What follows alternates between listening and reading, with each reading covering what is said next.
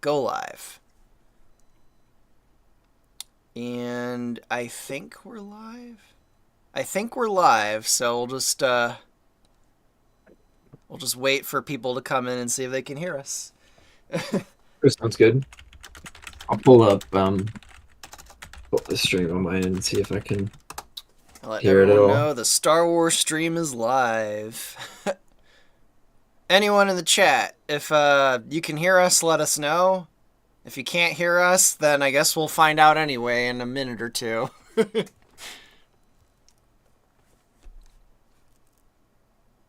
Well, we only got one viewer, so yeah, we might not know if we're live for a few minutes.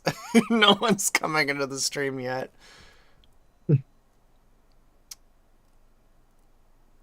Anybody there? Okay, there now a bunch of viewers are coming in. Now we're up to 5. Can anyone hear us? Yeah, it sounds like it's working. I can hear it on my end at least. All right, cool. Oh yeah, I guess I could test on my end. Let me turn the volume on. Viewers are coming in. Now we're up to 5. Yeah, I hear us. So it's working for me and Ironwolf. If anyone in the audience, Yeah, it sounds. is anyone in the audience? It says we have a few viewers, but like usually by now people are typing in the audience. But I don't know. I guess we don't have any. I don't know. Is the chat disabled or something? Did I accidentally disable the chat? Maybe. Here, let me type something. Yeah. See if you can type something. Normally there's like. Oh wait, okay. Oh no, that was you. So yeah, the chat isn't disabled. I don't know. I guess we just don't have any viewers that want to say hi. So.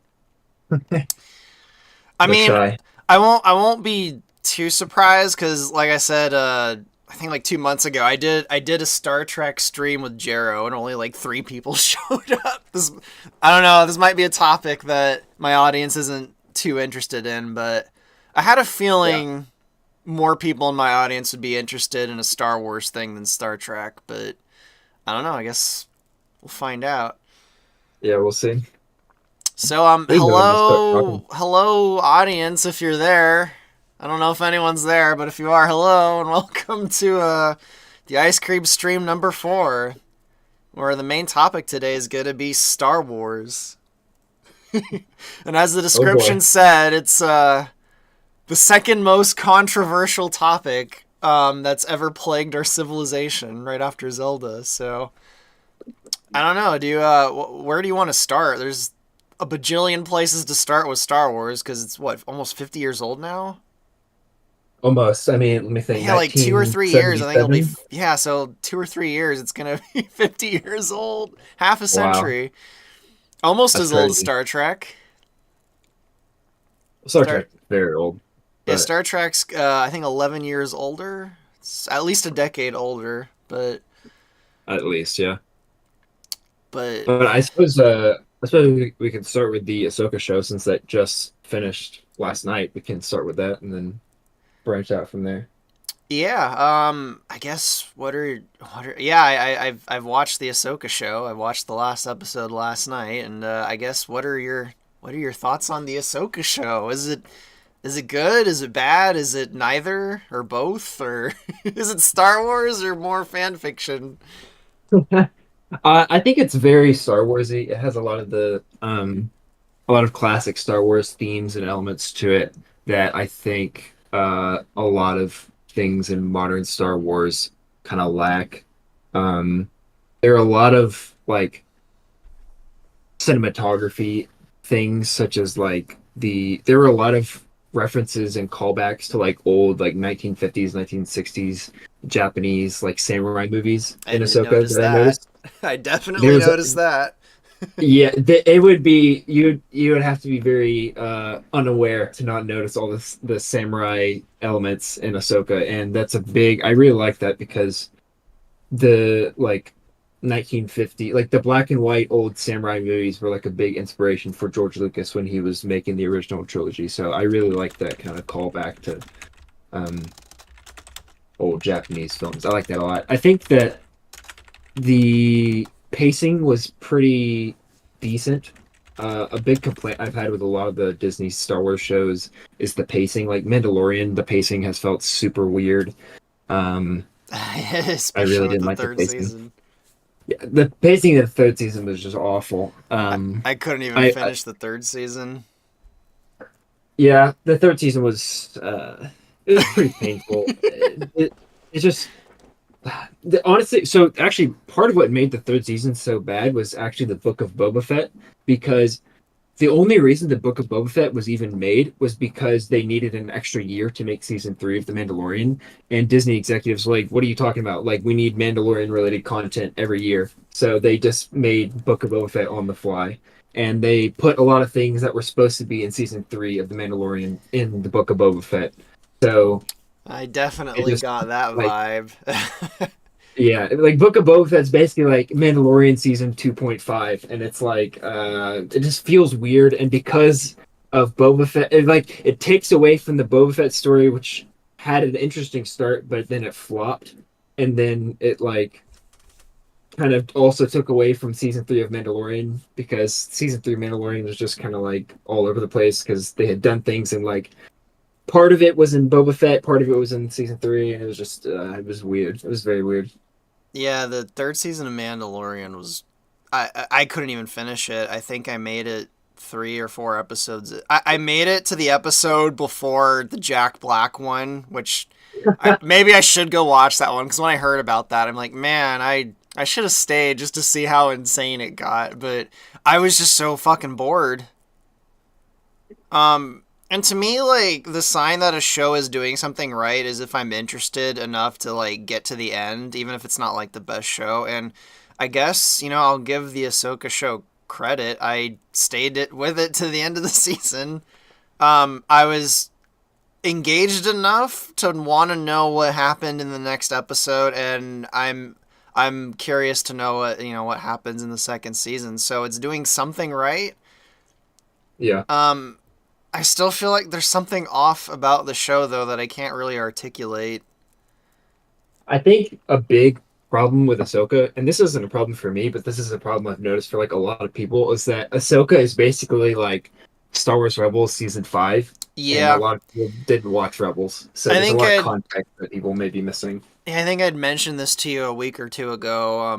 I guess when we talked about it, the show definitely feels like it's a sequel to something I've never seen, which it is. Yeah, I've never seen the Rebels cartoon. I've seen like 2 or 3 clips from it, and that's about it. I've not seen a single full episode of that show. So, like, I know who a lot of the characters are from it from osmosis.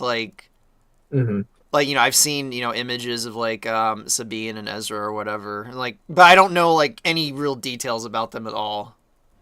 Um, so like this new show, this Ahsoka show, it very much treats these as characters that have already been developed elsewhere, and you should already know about them. Which, yeah, for people who've never seen Rebels, even I've never seen Rebels. It was a little bit like not off-putting, but it's just like, huh, this feels like a missed opportunity. yeah. I think it felt very like MCU-ish in the sense that like Yeah, I feel like the MCU kind of like set this whole thing of um like they with expect everyone to new watch content. everything. Yeah, yeah, that's the word. Yeah, I was trying to think of how to articulate it. Yeah, like they make stuff and include all this stuff from other things and expect you to have like already understood all the context.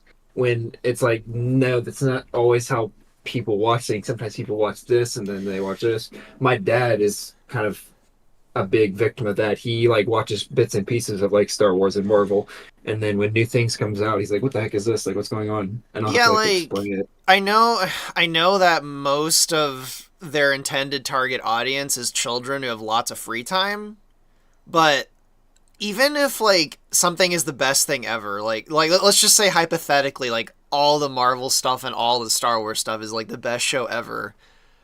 Even if that's the case, I would not have enough time to watch just all of it because there's so fucking much, especially like the Marvel Yeah, stuff. With Star Wars, I've been able to kind of keep up with everything without it being overwhelming. But like the Marvel stuff is just such a massive glut of content. I can't even imagine yeah, having the time to watch all of the Marvel shows, all of them. Like, and I haven't. I've I think the last Marvel movie I saw was the second Spider. Actually, no, it was the third. It was the third Spider-Man, the one with all the Spider-Mans. But before that, it was the Yeah. second Spider-Man movie. I haven't seen any of the movies after that, other than the one with all the Spider-Mans, the Spider-Men.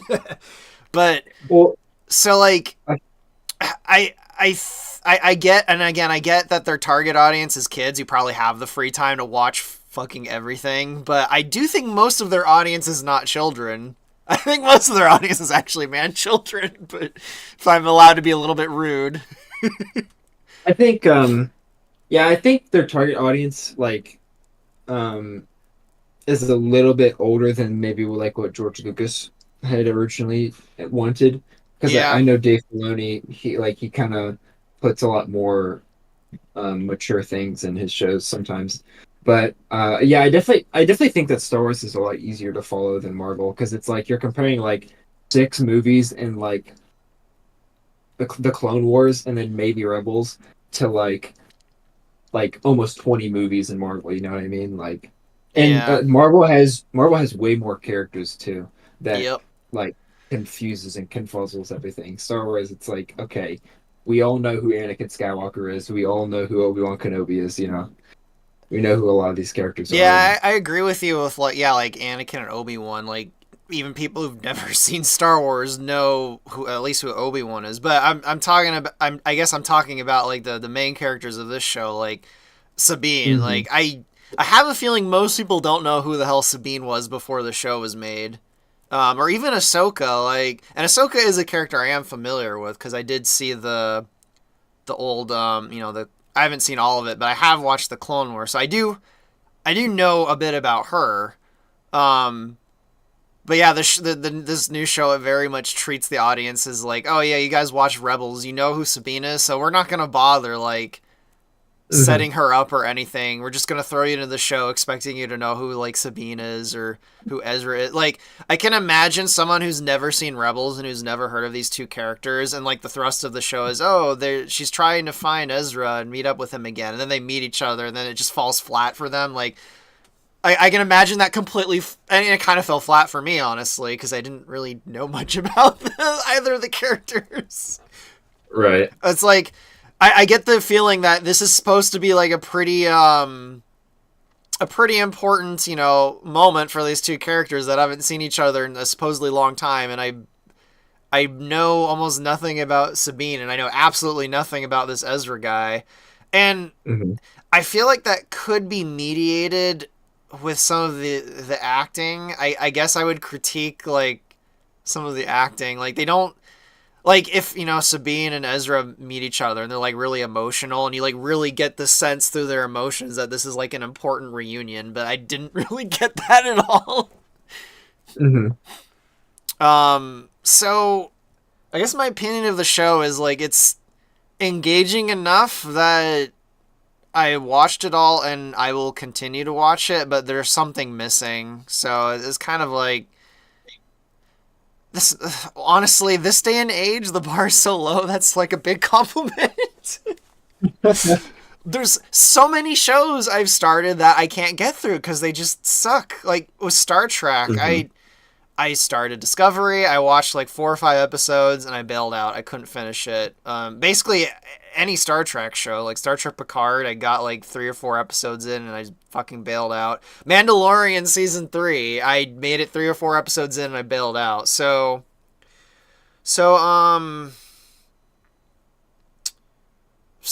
so yeah, I guess the Ahsoka show is doing something right because I watched more than 3 or 4 episodes.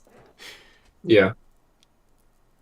And I do like a lot of the concepts in the show. I think I told you I kind of one thing I've always just kind of disliked about Star Wars is how it seems like completely stuck on the whole Jedi and Sith aspect of the Force. It's like where's all the other denominations? Like the Force is such a broad concept that there should be like dozens of different organizations that have like very different interpretations of the Force. Like where's the organization that doesn't have like that's like a that goes beyond dualism and there's not a light side or dark side or like the organization that sees the Force as like a personable entity like the whole Jedi Sith thing, I feel like is, I don't know.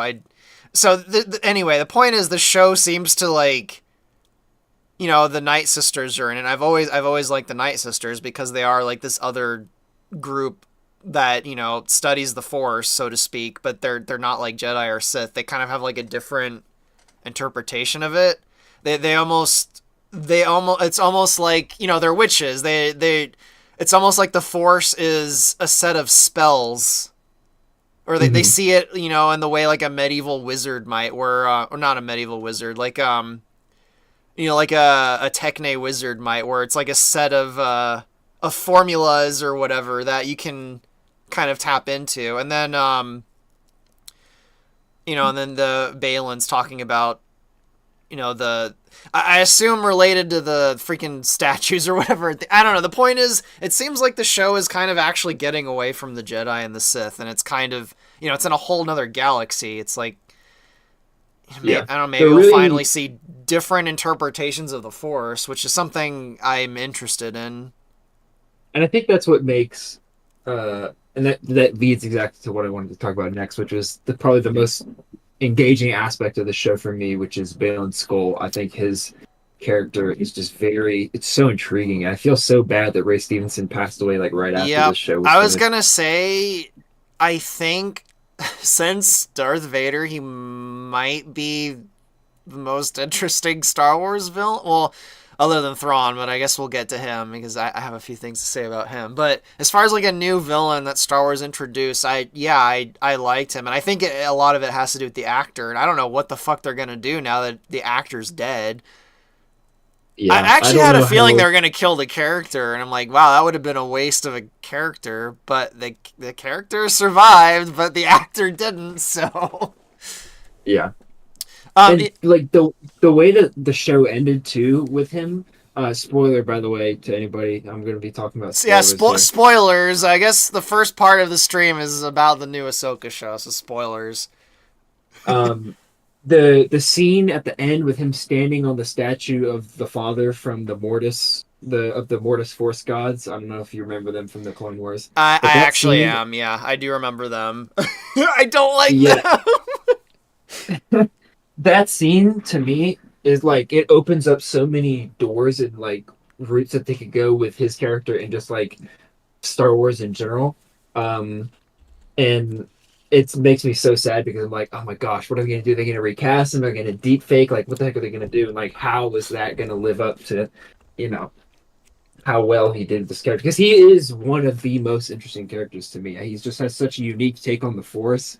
He's like, because like he's not just like this bad guy, right? Like he has like Yeah, this sense of honor, and like when he's talking about the yeah, Jedi he's Order, not a he's like, Sith at all. I mean, he's definitely villainous because he has no problem just fucking murdering people. But he clearly isn't part of like the Sith ideology.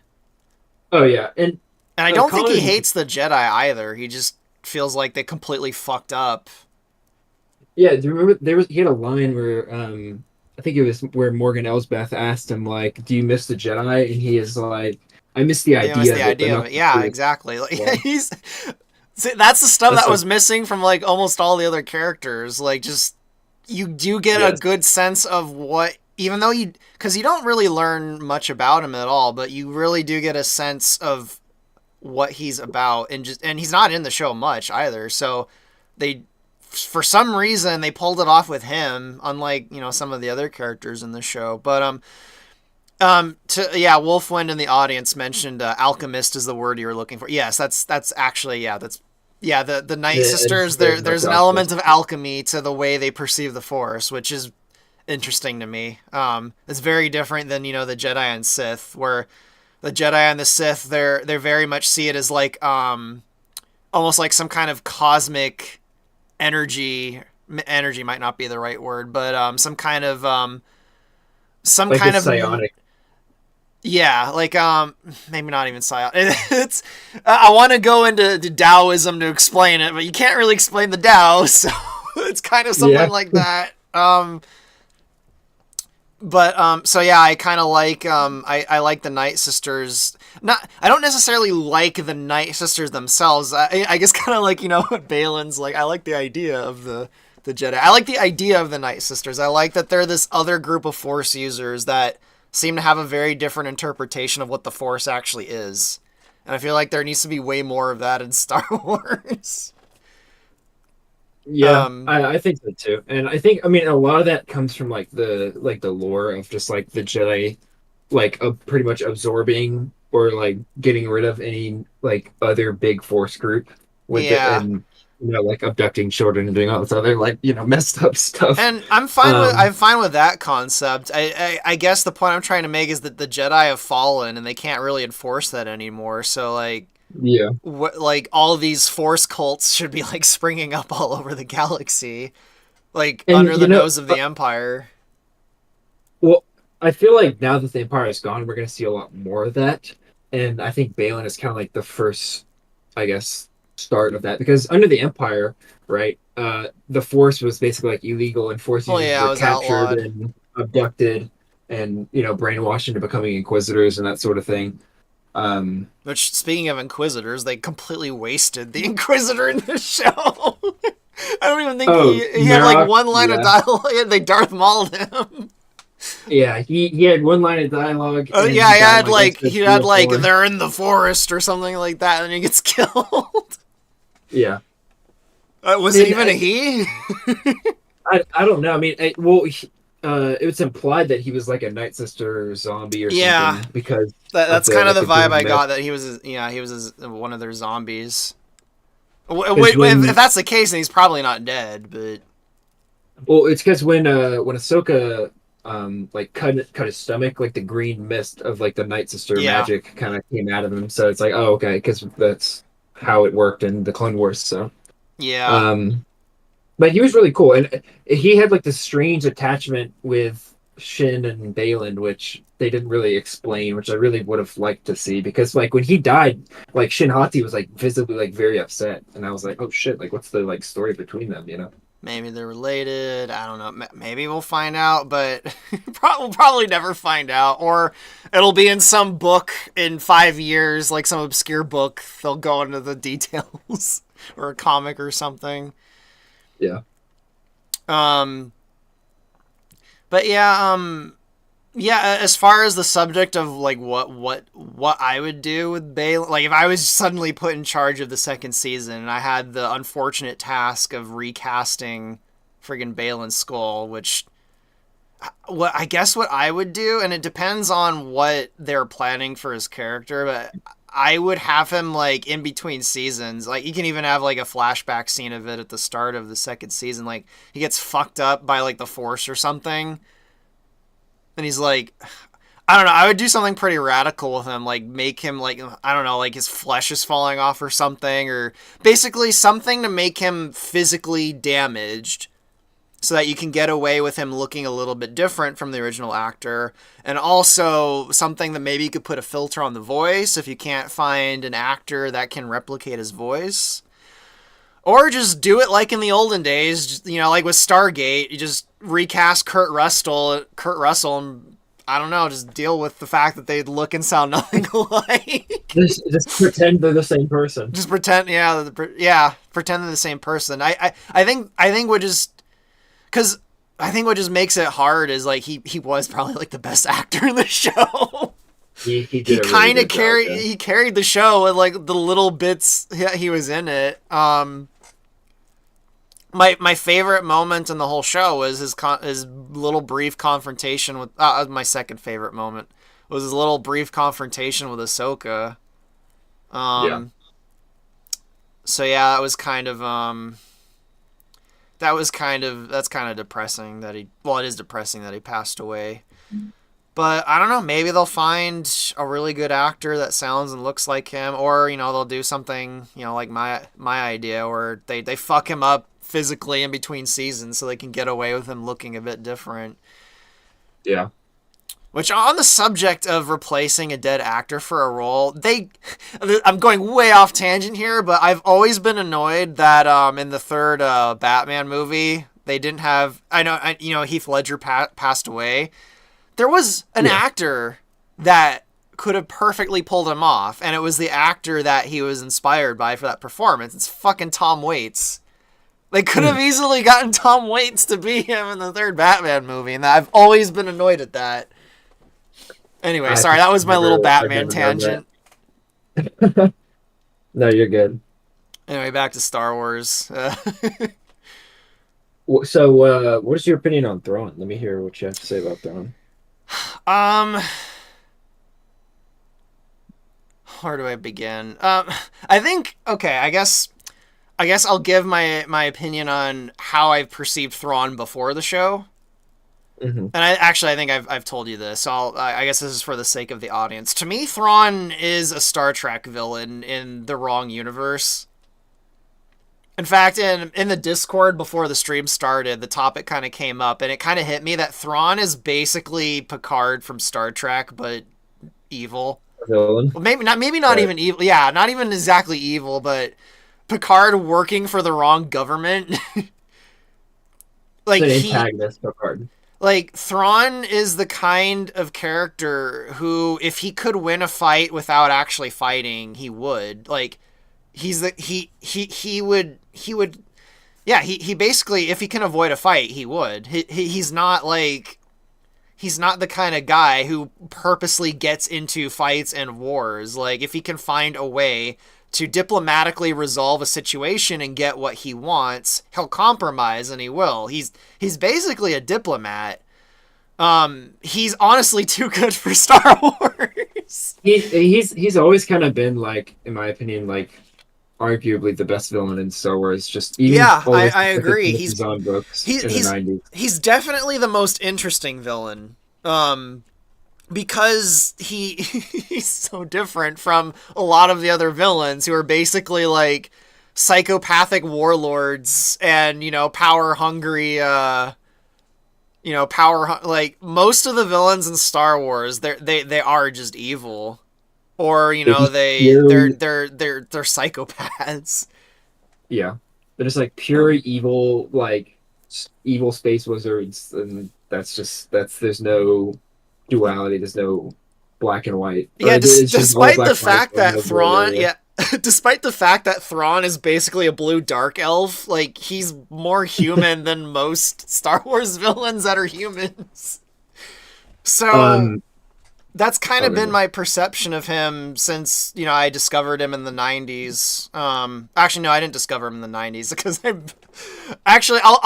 I guess after we're done talking about Ahsoka, I'll talk about how I got into Star Wars because it's kind of a weird story. But no, I actually did not discover Thrawn in the '90s. It was a little bit later than that. But or maybe I did actually. Anyway, the point is, that's kind of been my perception of Thrawn for like the last 20 plus years. He's basically like Picard from Star Trek, just working for the wrong government. Yeah. Um, and I might have to think about. I might have to watch the episodes again and think about it before I say something conclusive. As far as like his Mhm. physical, I know I hear a lot of people saying like he looks fat in the show. I don't agree with that at all. I'm not sure why people are saying he looks fat. Like he doesn't. He looks spot on. His voice is spot on. So his appearance and his mannerisms and the way he talks, I think, is spot on. Oh yeah. Um, I didn't really witness him being like I didn't really. I feel like, again, if I were in charge of the show, he would have tried to be diplomatic with Ahsoka and the Jedi. He Mhm. probably he would have tried to work out something with them, and then if there was a confrontation, it would have been because the conversation between them broke down and there wasn't a way to compromise, or he could have done Yeah. that to stall them.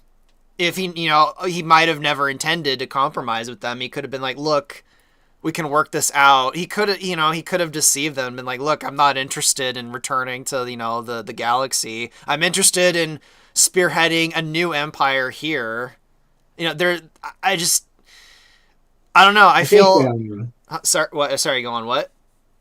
I was just gonna say I think that part of the reason why he would have done that is because when he got there, a big part of Thrawn is he likes to know like everything about his opponent's background and stuff. And when he Yeah. got the report on Ahsoka and he saw, he's like, oh, like you could see visibly in like the actor's face when he reads like, oh shit, this is Anakin Skywalker's apprentice. Yeah, Yeah. there's not going to be any negotiating with her. You know what I mean? Yeah. But at the same time, I feel like he could have used that to his advantage to at least stall her, and it seemed like that's what his goal was to just stall them. He had no Hmm. intention of actually like killing or defeating them. He just wanted to buy time, which he did, I guess. But I don't know. He went about it in. I can think of a few other ways he could have done that without like losing a single life, or at least Hmm. even minimizing the casualties. Which that's one thing I'm also. That's one thing I feel like he would minimize casualties too. I feel like that's in his character. Well, I mean, there's a But scene when he he seems called. like willing to just throw people away. Yes and no. Like he's definitely willing to like expend his troops, but at the same time, like there's like a few scenes where, like for example, the scene when they were deploying the squads, the stormtrooper squads to go attack those like Nodi villagers that Ahsoka or that Sabine and Ezra were hanging out with. Yeah, Um, and he was like, only send two squads, like we can't afford the numbers. And yeah, then as he saw they were getting beat up, he's like, all right, call them back, like we need them here. But at the same time, like he's like, I just send two TIE fighters, whatever if they don't come back. So it's I don't know. He did yeah. like He a was little bit of both in the stalling, show. and Yeah. like that tactically makes sense if his. And that's actually that is one thing I think they did right about the character is he doesn't seem to hold grudges. Like Oh yeah. if he was like most other Star Wars villains, he'd be like, I want fucking Ezra dead. I want them dead. Like, but he doesn't seem to like hold any grudge or anything. And I guess that's another problem with this is it's a sequel to Rebels, which I haven't seen, so I'm assuming a bunch has happened between him and several of these characters in that show. Whereas for me and probably a lot of other people watching the show, this is like the introduction of him. Mhm. But it's technically not his introduction. It's a sequel to another thing he was in. Yeah, his portrayal in Rebels was really good, man. Like he actually carried that show, in my opinion. I'll take your word Um, for it. yeah, he really they really showed how like scary and smart this guy was. Like how they literally showed how he basically is like smarter than everybody in Star Wars. Which he is, which is very funny. They did a good job of that, and I think Lars Mikkelsen did a really good job of carrying him over onto the live screen. And he's actually the guy that voices him in Rebels. I don't know if you knew that. They got Yeah, I the did know voices from that. I Rebels did to find that this out. same guy, I also which is found very out cool. he's the brother of the other Nicholson. Oh yeah, Mads That yeah, Mikkelsen. Mads Mikkelsen. It was also in Star Wars. Oh yeah. um, so I guess I don't really have a final opinion on how they portrayed Thrawn in the show. Like I said, I feel like aesthetically he's pretty spot on. He Mhm. looks and sounds how I don't know. I feel like I always kind of pictured Thrawn with a very deep voice for some reason, and his voice isn't that deep, which is Mhm. fine. Like it's not like it's not that's just kind of like a personally how I've heard him in my head, but so like his voice is kind of is almost kind of like Peter Cushing, like Grand Moff Tarkin, which I think is Mhm. probably what they're going for. And that doesn't bother me, but if I were doing it, I probably would have cast an actor with a much deeper voice. I don't know why. I've just always pictured him with a very deep voice. I don't know why. I just I can do. see it. But that's just a personal thing of mine. Like that doesn't bother me that he doesn't have a deep voice. But the one thing I don't get is people are saying he looks fat, and I'm like he doesn't look fat at all. I'm not sure why people are saying that Yeah, about him. people He doesn't look people out of said shape at all. He looks fine. people said the same thing about Tamora Morrison in Book of Boba Fett. They Oh, kept calling him well, Boba Fett, and I'm like, oh my he. god, guys, like he looks fine. Shut up. No, I have to be honest. Tamir Morrison did have a bit of a belly in the Boba He Fett had show. he had a It little bit of wasn't. a It gut, wasn't but terrible, but it was noticeable.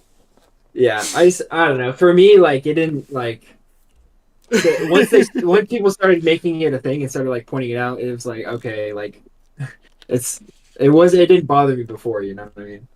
Yeah, But but the Thrawn, I don't see the belly. yeah, I saw don't see it people at all. mentioning that online. I'm like, what? And I went back and I looked, and I'm like, He doesn't look fat. What the fuck? What? I thought that was just the weirdest thing people were saying. I'm like, he doesn't like no, he's not like buff or anything. But if the character himself was never like this buff, like well built, unless I'm remembering wrong, Thrawn wasn't like a buff like fit guy. Like he wasn't like he wasn't morbidly obese or anything, but like he wasn't like super fit.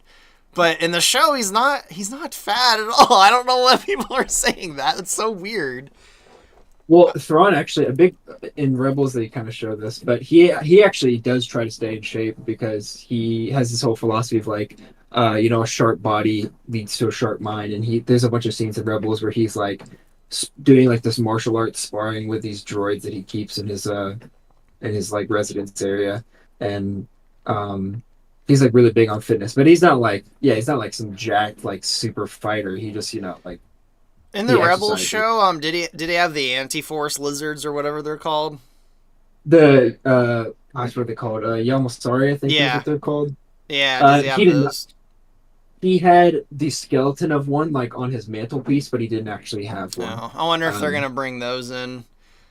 I Cause think yeah, that'd be I really cool. remember But, in the books he had. I think he had two of them that he kept around to fuck around with the force of Jedi's and Sith.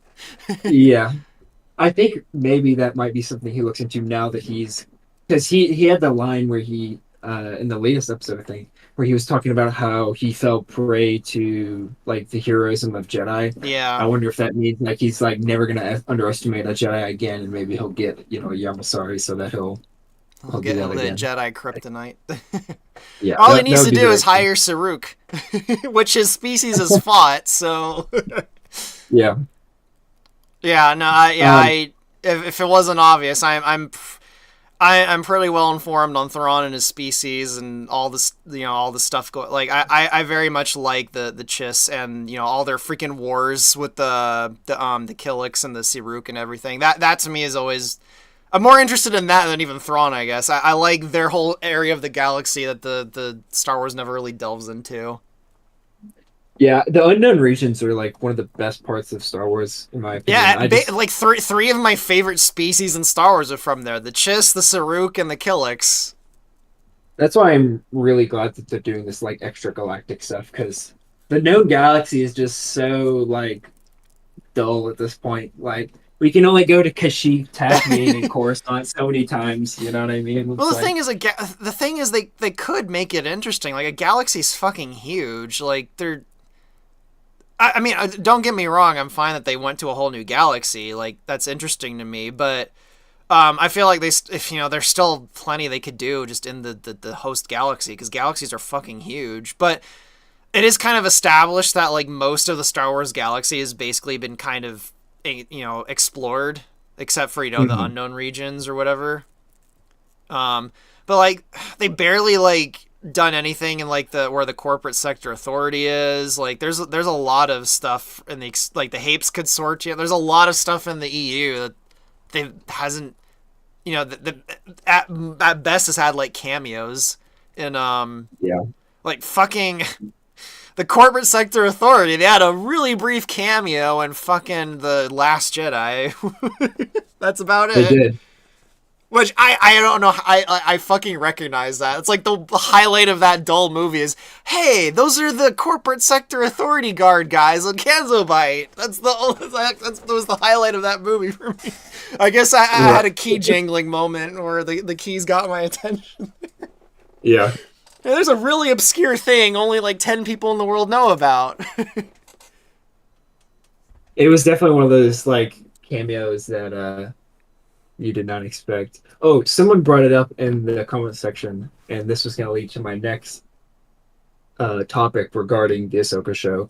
Is now that we've seen the ending and we saw, Baylan Skoll atop the statue of the father, uh, I think I personally have, and this is theory territory, tinfoil hat theory territory, but I think what it is that's calling Baylan Skoll to Peridia, to the other galaxy, is Abeloth. I don't know if you're familiar with I Abeloth. I am familiar with Abeloth. Yeah.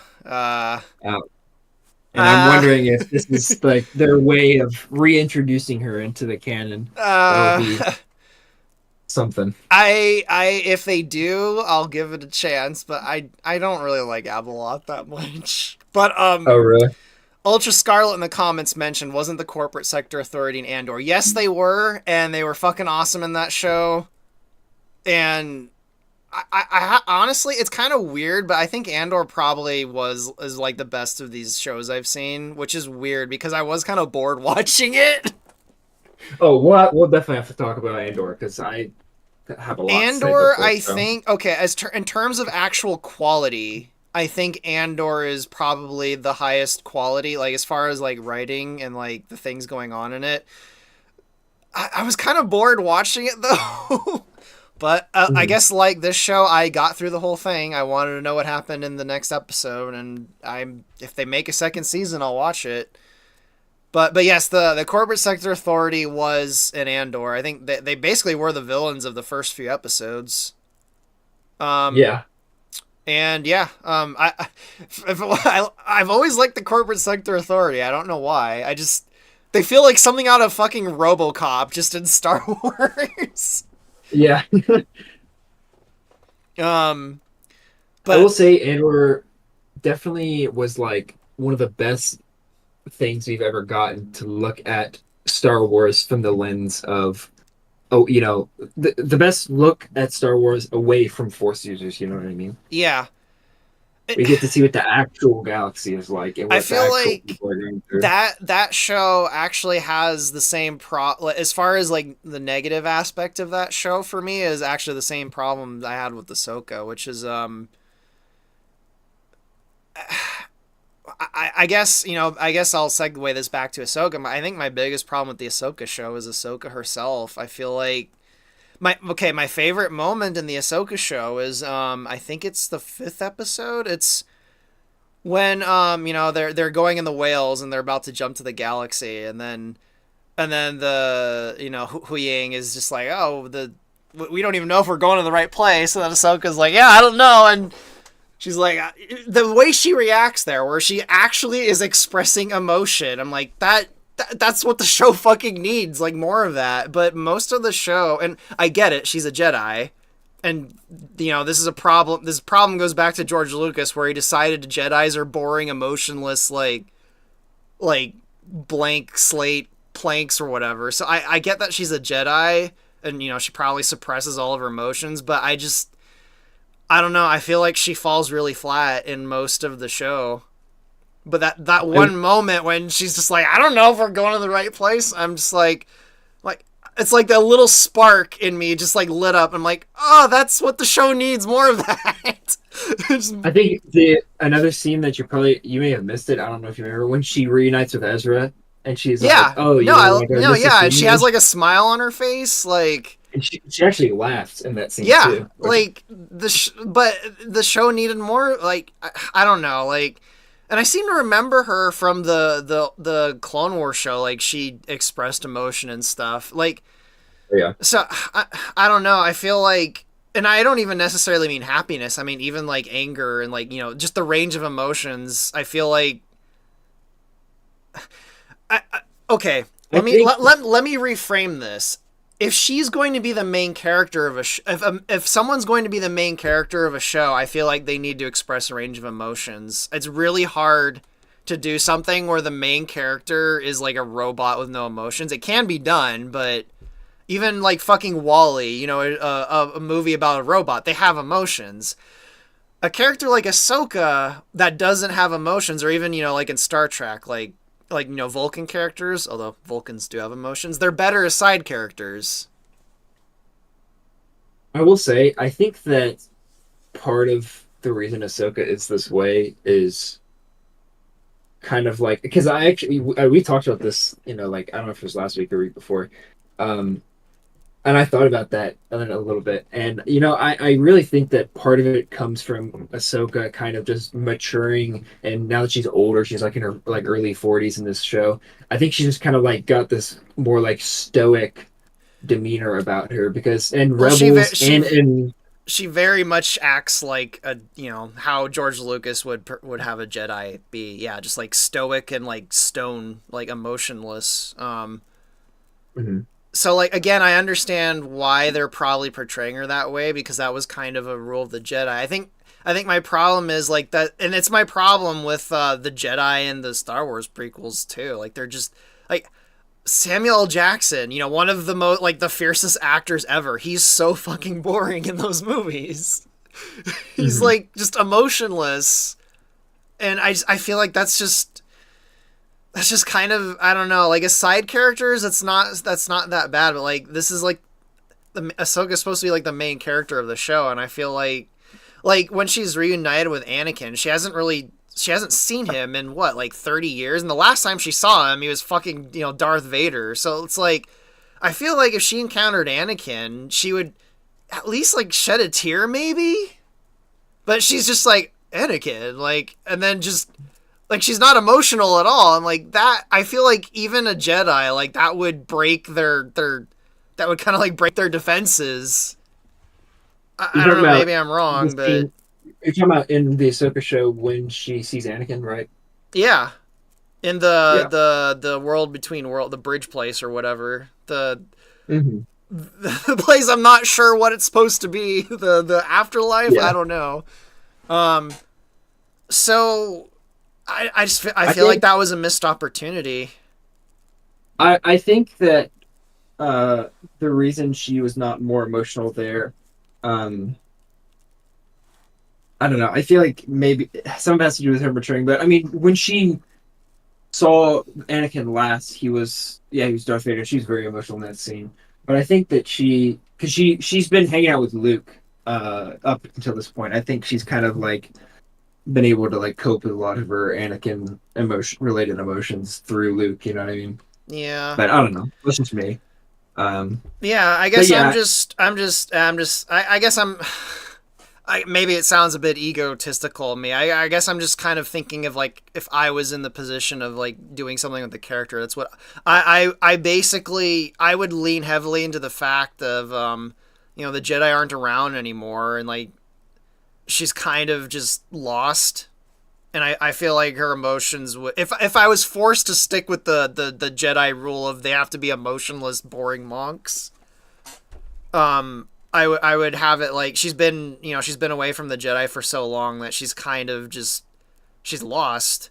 And then the encounter with Anakin, or even before Anakin, or encounter with Baylan, and he's just like, I can't believe I forgot the line. It's again one of my favorite parts in the show, and he's just like, you abandoned your was it you abandoned your master? Was it something like that?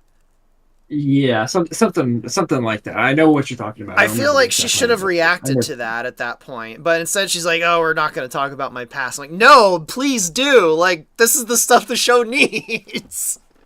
Yeah, I don't know. I just think that it like shows her progression through like because I feel like watching Rebels might help understand this and seeing like what she goes through in that show.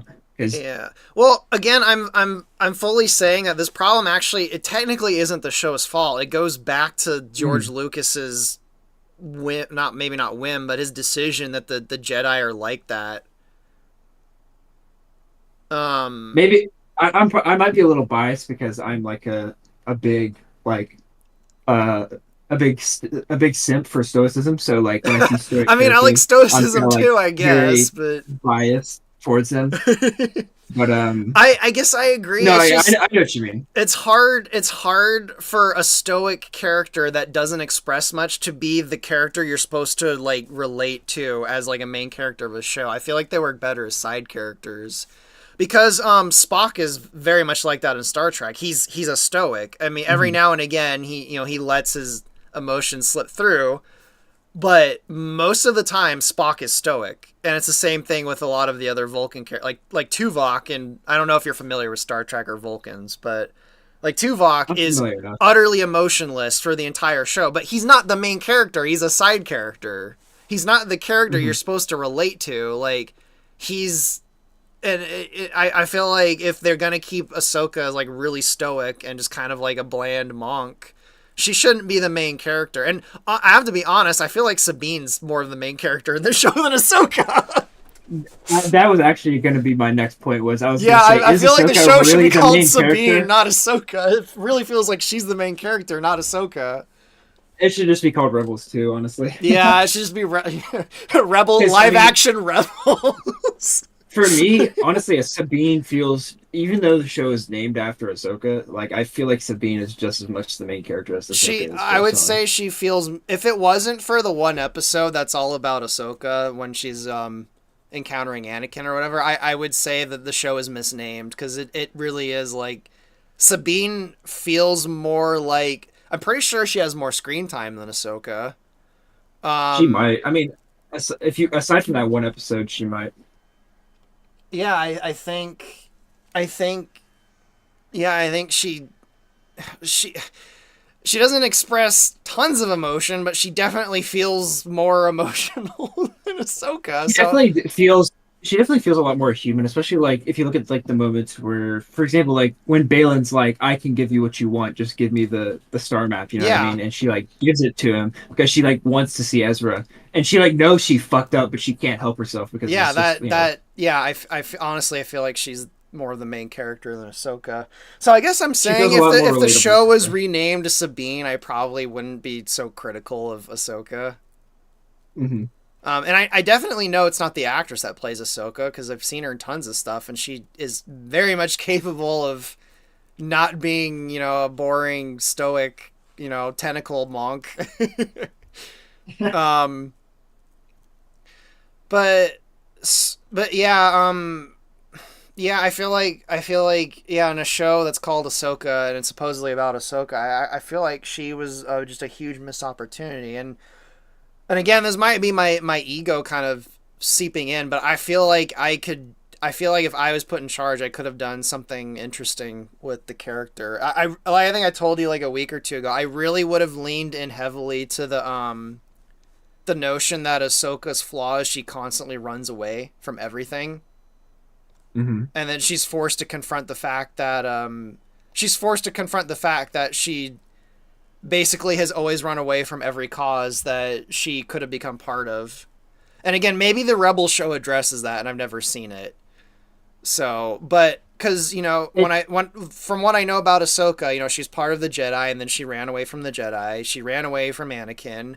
The Galactic Civil War happened. She could have helped Luke Skywalker and the gang, but she basically just hid during the entire conflict. Although, again, the Rebel show, well, which takes place, I presume, during the Galactic Civil War, maybe she was part of it. I don't know. so it's weird, and I think that honestly, that's actually a big like gap in her character that they need to explain because she was a very in Rebels. It starts 4 years before the Battle of Yavin and it ends like a few like months before the Battle of Yavin. So the show Oh, basically ends like right before episode 4 happens. oh, And okay. Yeah, I thought it. I she's thought it like took place like. Okay, all right. You see, that yeah goes to she show like I had a know shit about the Rebel show. I thought it took place during like the Galactic Civil War. So Thrawn. So all the shit they did, like Thrawn missed the Galactic Civil War basically. yeah, Ooh, and that's a I don't like large that. I don't like that. Ugh, that they feels wrong. part of it is like that's they kind of explain that it's like that's kind of low key like why the rebels won was because Thrawn wasn't Yeah, there. well, I was gonna say, a big part of Thrawn's character, at least in the novels, was he. That one of the reasons he's successful is he witnessed. I mean, he wasn't. He was in the unknown regions at the time, but he basically went over everything that happened during the Galactic Civil War, and basically that's how he came up with his strategy. One of his strategies to go after the to get the Empire back together or whatever. So Yeah. the fact that Well, I he guess he could still do that in the show. He'll just look through the records, after long after the fact. So I guess it's not he's that been like bad. he's been keeping up like he's been keeping tabs on what's going on in his galaxy because like there's been communication between him and his contacts in the known galaxy, and also like Yeah. he was there for like the first 4 years ago because episode episode 4 isn't really when the Galactic Civil War Yeah, it started. did It's start when like before that. Yeah. it's like it's that's when it became like open war. You know what I mean? Like Yeah. open out in the field wars. Before that, it was like That's when guerrilla the wars, and you see rebels that in Rebels a actually, lot more. fucking blew up a bunch of their property. Yeah. In Rebels, they show the rebellion as being like a lot more guerrilla, a lot more hit and run, and that's how Thrawn, that's where he thrived, like like exploiting the guerrilla tactics and shit. Um, but yeah, he was there for like pretty much the two. I think the time skip is like 2 years, so it's like 2.5 years from when he's introduced to episode 4. So that first 2 years, I guess, of the war, he's there. Um, Yeah, I guess I take back what I said because in the unless I'm misremembering in the original stories, he technically was not in the Galactic Civil War. Also, he was fighting in the unknown regions, which yeah, that was a tactical blunder on Palpatine's part. it was, and I would have to feel so bad if I was Thrawn, just like He's being like, off wait, in I this other fucking missed the galaxy. war. Fighting lizards and bugs in the unknown regions. Yeah, I, he has to if just I sit there remember and right, watch this though, he through. was invested in the unknown regions because that's where his people are. So if I remember right, I don't think he was. It's been a long time since I've read those. If I remember right, he wasn't like upset or anything that he didn't participate directly in the Galactic Civil War, but Well, the um, unknown regions has always been like his priority. Like the chess have always been his number one priority. yeah, yeah. I mean, it makes sense. They're a species, like they're that's where he comes from. But But yeah, back on you were saying there's like a gap in Ahsoka's character or whatever. Yeah, I feel like, and I feel like the people who made the show were aware of it because Baylan brings it up to her. Like, it seems Hmm. like her character flaw is she does not get attached to any cause, which, funnily enough, that I feel like could be expanded on to kind of be the critique of the Jedi. Their whole like, oh, we have to be detached and whatever. Like that leads to you not being part of causes because if you don't have like emotional investment in something, like why are you going to bother serving a cause? Yeah, So yeah, I I feel want to like I see. feel like it's such a missed opportunity with her. Yeah, I want like they need to explain what she was doing during episodes 4, 5, and 6 because in Rebels they show her she's like a rebel commander, like she's like a very she's like hanging out with Mon Mothma and stuff. She's like she's like a rebel leader. So they like yeah they Yeah. really have some explaining to do on like why the fuck she's not training Luke Skywalker during four, Yeah, five, and I was six. I You know what I was mean? again if they lean into the yeah. I don't think I'm gonna watch that Rebel show. It doesn't sound. It sounds kind of. Well, no, never. Actually, now that you say it takes place before the original trilogy, I guess it doesn't bother me that much. But yeah, why did she run away after that and not bother with? Yeah, and again, if I was in charge of it, I would make that like an aspect of her character. Is she runs away, and this show would be she's forced to confront the fact that she always runs away. That's what I would do. That's Hmm. that's my little bit of the ego slipping through. Like this is how I would make the show much better. I would definitely. I mean, if you ever get around to it, I would recommend Rebels to you and to any members in the chat that haven't seen it. I would recommend at least the seasons 3 and 4, which are the seasons that Thrawn is the villain. Season 2 is decent. It's pretty good. It gets carried by the fact that Darth Vader is the main villain, and it's just a bunch of like nostalgia from Clone Wars because it's like Rex is in that season. They introduce Captain Rex. They introduce Ahsoka. They bring in Darth Vader. They bring in all these Rebel or Clone Wars characters in season 2. Season 1 is just rough. Season 1 is very rough, but I would recommend it to any viewers that are watching and anybody that hasn't seen it. But If yeah, I have time, there's I'll think about it. at least check out some summaries of like some of the important arcs because it does help fill in the gaps with Ahsoka. I would say the Ahsoka show, but at the same time, like we've been saying, like there's a big gap that a lot of people are not talking about with her character, which is what the fuck is she? I saw this meme that was like Ahsoka during uh Ahsoka during Rebels, and it's like this picture of her like dueling Darth Vader and stuff and fighting Inquisitors, and then it's like Ahsoka during the original trilogy, and it's just this picture of Rosario Dawson in her like trailer in her Ahsoka outfit. She's like texting on her phone. I gotta Like, look that up. I like know hiding I under gotta a find it. It's desk. Yeah, that sounds pretty she's funny. she's like sitting in her room on her phone. It's like this is so accurate. Like what the fuck was she doing this whole time? But maybe we'll see that eventually. Maybe we'll talk about that in season 2 of Ahsoka, which basically got confirmed. I didn't doubt that that was coming out, but apparently it's been confirmed now that there will be a season 2, which I mean that's Yeah. obvious to me. But I'm guessing that um, that probably means enough people watch the show that I don't know. I well, don't they're know. The setting whole up the situation with Disney is like such a huge disaster that I don't know what the fuck they're doing or what's going on. My prediction, my little tinfoil hat theory is that they're betting everything on the Dave Filoni movie that's coming out in 2026 Oh, because Dave Filoni's making a like a Mandoverse movie that's supposed to be like the conclusion of all these live action shows, hmm. and it's basically my guess is that it's just going to be like an Heir to the Empire movie, but They're I gonna don't dig know. up Luke Sky. They're gonna dig up Mark Hamill and DH him and have him fight Dude, Thrawn. that's another problem that I actually have with Ahsoka, the show is, and some people disagree with this, but in my opinion, the Ahsoka show has like the opposite of the problem that Ahsoka has with the original trilogy. Like in the original trilogy, we're like, where the fuck is Ahsoka? And now in the Ahsoka show, Where the I'm fuck's saying, Luke?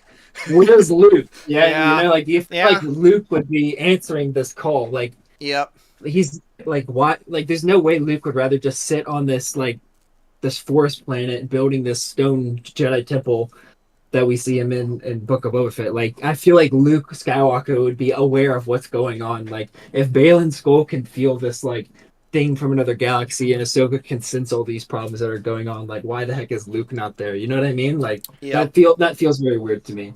So that is a big critique I have of the show. But maybe he's doing something else. Maybe they'll bring him in season 2. Who knows?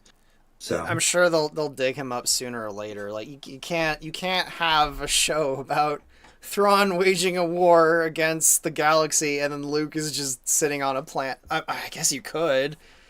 Maybe that's why he's it, so depressed in the other movies because he avoided the war with Thrawn. He regrets it. if Luke's if they did like a second like a second galactic civil war, or I think they called it like the I can't remember what they called it in the expanded universe, but whatever. If they do like the Heir to the Empire thing and Luke Skywalker is not there, like that would just be like the sequel trilogy all over again of just like slapping his character in the face. Like, how can you do that? Yeah. So I hope that I really hope that Dave Filoni has the clairvoyance to recognize that as Now a dumb decision. they've set it up. The thing I'm about to talk about, they've actually set up perfectly. And I mentioned this in my Discord earlier, but I feel like the biggest problem with the villains of the new movies that Disney made is the First Order. Like they should have been like the ragtag like guerrilla force that is outmatched by the protagonists,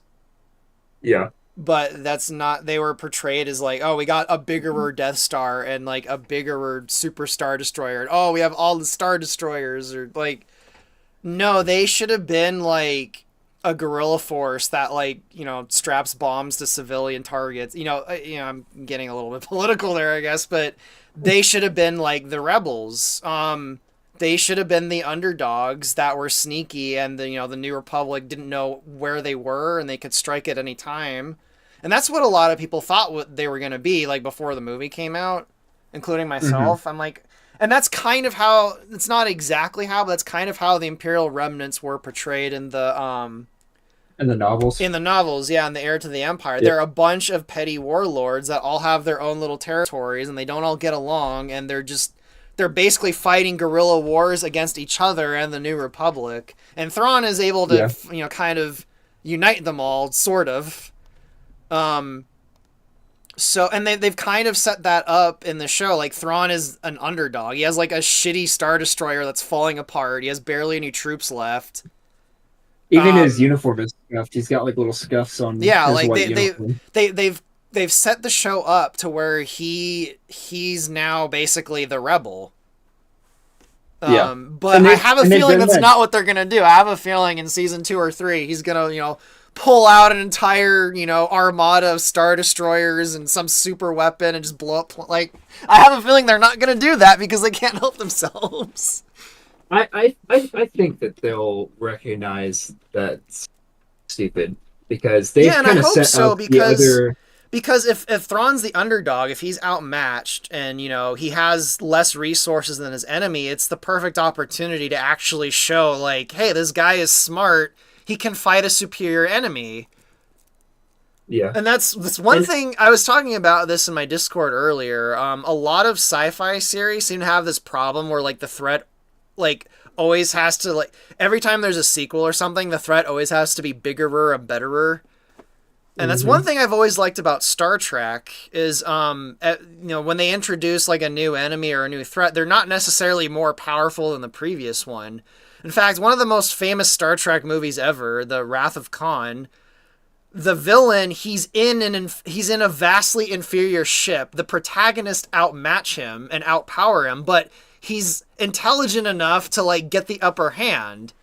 And I feel like that's what they should do with Thrawn is he should have less resources and be outmatched by the New Republic and still get the yeah, upper hand because, he knows how to actually conduct a guerrilla war. He was fighting guerrillas for years. exactly. But I have a feeling they're not going to do that. I have a feeling it's just going to turn into he's going to have a huge fleet and it's just going to be, him going around conquering planets and blowing them up or whatever. But I don't know. Maybe I'll be wrong.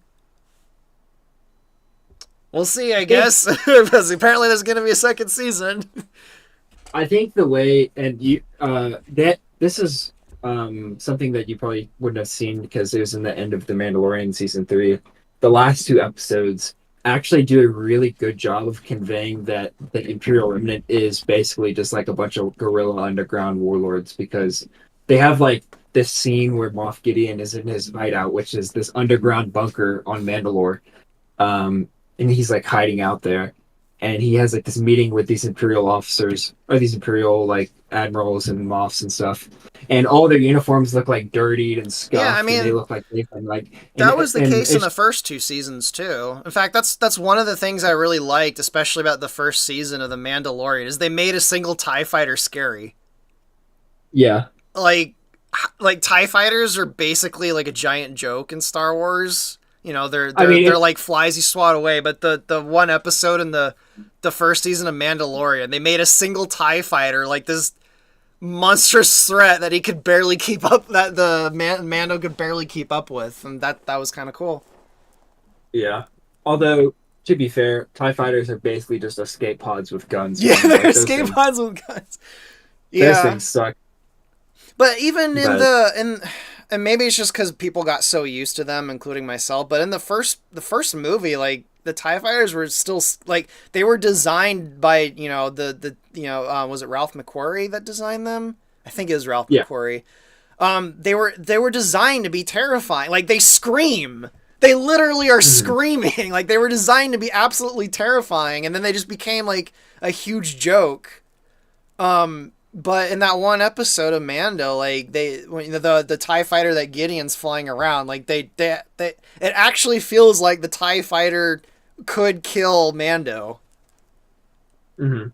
Um, so yeah, that's that, and that yeah. To go back to the subject, I do like how the remnants of the Empire were portrayed in that show. Yeah, the stormtroopers are all dirty and like they're very much like in hiding and they don't have like all the resources they used to have. I just really hope they keep that theme going forward because I think that's really cool and I would really like that. Yeah, I do too. I have a feeling they're not going to. I have a feeling Thrawn's gonna pull super weapons out of his ass and a fleet of Star Destroyers out of God, his. Yeah. the Starkiller base in The Force Awakens is such a joke. It's so like how did this like tiny supposedly like minor faction of Imperials build this super weapon like 5 times bigger than the Death Yeah. Star without the New Republic doing anything about it. And There's a way they could have nonetheless, done that. Is that the they found it? Like it was something that it's already like some existed and they ancient, found it. yeah, it's like some ancient Rakatan super Yeah, weapon, like this exactly. Yeah, purple something from from the old Republic. Like Yeah. Something from like the That, the KOTOR era that they just found I in mean, deep space. that would have made so much more sense than, oh, they just built a giant super laser They on just Ilum, built a by the way. planet-sized weapon under everyone's nose. The one of the craziest things is that circular base, they confirmed that it's actually on the planet Ilum. And I don't know Wait, if you're familiar with really? Ilum. No, Ilum is Yeah. the one with all the Jedi crystals, right? Yes, it's where Jedi go to get their lightsaber crystals. They got away with building this giant ass super weapon on Ilum with nobody doing anything. Like, what? Wow. Yeah, How? like wow. That's And that's apparently why they made it on Ilum, because they basically the core of the planet is like a giant kyber crystal, so they just turned the planet into a Death Star. uh It's like, oh my god. Oh And man. speaking Wow. of these super weapons, to segue back into Thrawn, Thrawn was actually very opposed to the Death Star. He thought the Death Star was stupid. Yeah, it was a Um, waste of resources. he thought it was a waste of resources, And and it he's like, draws "Why would you attention to blow up?" itself, yeah. And I remember he was talking about how like, um, blowing up entire planets that have all these valuable resources and stuff that we could be Yeah, using. I'm Like, how pretty sure stupid that are you? that's like straight out of I think it was one. It might have been one of the other books, but there's a book when he is having a discussion with Palpatine about Hmm. Palpatine's strategy or whatever. And he's like, "Yeah, this Death Star is not a good idea." And that was also another interesting thing about Thrawn is Palpatine let him like say whatever to his face. Palpatine was like Yeah. amused by it. He's just like, "Wow, I'm like amused by this alien guy." Like it's like Palpatine thought like he was like a pet or something. It was kind of Kind of funny racist. in retrospect, but yeah, yeah, that's straight out of I guess the source material. Yeah, Thrawn thought the Death Star was a terrible idea, and it is. The Death Yeah. Star really isn't a good idea. I mean, all it did was turn the entire galaxy against the Empire. Yeah, the thing about the Death Star though that I like though is like the emperor clearly has an ego. It was like a vanity project, and that's what a lot of emperors Yeah. throughout history did. They would do some big dumb vanity project. Think of like the fucking the Great Pyramids in Egypt. All these Yeah. pharaohs. They had like this giant vanity project that they'd have to do, and that was Palpatine's. He's like, I want a fucking Death Star. I can blow up any Exactly. planet I want. That was his vanity project. That's so stupid. Most vanity I, projects throughout history are stupid. Like, look yeah. at the Yeah. Great No, Pyramids of exactly. Giza. Like, they're just a tomb. Like, they don't, like, they're a massive waste of resources. Like, untold thousands of people died building those pyramids. So, like, the Death Star makes, like, as a thing Palpatine would do, makes sense to me. But Oh yeah. No, I agree. tactically, yeah, it's stupid. That's why Thrawn would be like, no, this is a tactical error of enormous magnitude. What? And it all just bit them in the butt because they just what did they do with this weapon? They immediately blew up Alderaan, which is like the cultural center of the galaxy and one Yeah, of the most it pissed influential off planets. everyone. Yeah, like it's like what they were not thinking straight. They definitely you could definitely tell that Thrawn was not present in the galaxy at the time. I do kind of like the idea that none of the Moths are Darth Vader, like the Death Star, also, and they're just kind of like rolling their eyes at Palpatine. I'm just picturing like a meeting with like all the Moths, and then Palpatine's like, "I have a new plan. It's the Death Star." And just Tarkin's just like rolling his eyes, and Well, then like Palpatine like opens the window, and like you see like the frame of the Death Star out there, and then everyone's just like, "Oh shit, that's where all the tax money's going." Like dude, yeah, everyone's just imagine, like trying to hide their like frustration at Palpatine. and then it just gets blown up by some 19-year-old farm boy from Tatooine. I really All want this like, I want someone to do like a Robot Chicken parody of that scene. It's like Palpatine revealing the Death Star to like all of the Moths, and they're like he's asking them their opinions, and they're like trying so hard not to tell him this is the dumbest thing ever, and then one guy's just like, I don't know, maybe we could use our money elsewhere. The Palpatine just like force lightnings him or something. He's like, just opinion tr- noted. like thousands of trillions of Imperial credits just have gone in a millisecond, just because of like, oh gosh, yeah. And I watched this video about like this lore video about how how the Death Star destruction like completely crippled and destroyed the Imperial economy and stuff. It's like, geez, man, like what were Yep. they thinking? But anyway, Yeah, it's yeah. It was um, not the best idea, but it definitely is something Palpatine would have done. mhm. Well, the Death Star actually was the construction of it was started under the Confederacy of Independent Systems during the Clone Wars, Yeah, uh, I and then they remember. I remember from was it Attack of the Clones? Yeah, didn't the the Geonosians build it or whatever? Or mhm. didn't they design? Although again, I remember the original designer of the Death Star before the freaking prequels. What's his face? Was it Bevel, the guy with the crazy Yes. hair? I don't Mhm. know if he's been retconned back into Star Wars. Yeah, the EU was getting shafted even in 1999. So, or I guess that was Yeah. 2002 when I Episode 2 think came out. they I think they I think they retconned it so that Galen Urso was the from Rogue One was like the main engineer on the Death Star. Yeah. Um but something that oh my gosh, what was it? I completely like lost my train of thought. Oh yeah. Something else that's really cool in Rebels actually is that they show that like they built the Death Star on Geonosis and then the Empire like genocided all the Geonosians so that nobody would know about the Death Star. Because That sucks no, for the literally Geonosians. there's literally an episode, I think it's like a 3 episode arc where Ezra and Kanan, Sabine, and Rex they go to Geonosis, and there's like all the Geonosians are just gone. There's just nothing there, and they meet this one Geonosian, like who's like the last Geonosian. They have like this Geonosian egg, and they're basically like the only thing that's keeping their race from being extinct because the Empire finished building the Death Star and killed all the Geonosians so that nobody would know about the Death Star. It's like what? It's so dark. It's like what the heck? See, But again, they were getting rid of the EU even before Disney bought it because I also remember where the Death Star was originally built. It was built by the Maw. yep, I was gonna say It was built by the they Maw, changed not it. Geonosis. So Mhm. I guess they could have moved it to different construction sites. I don't know why they would, but That would um, take a while. yeah, building at the Maw makes sense though. In fact, that would have made sense to where to build fucking Star Killer. Well, maybe not because there's no planets there to build it into, Mhm. but the Maw is a place no one would fucking go to look for that shit.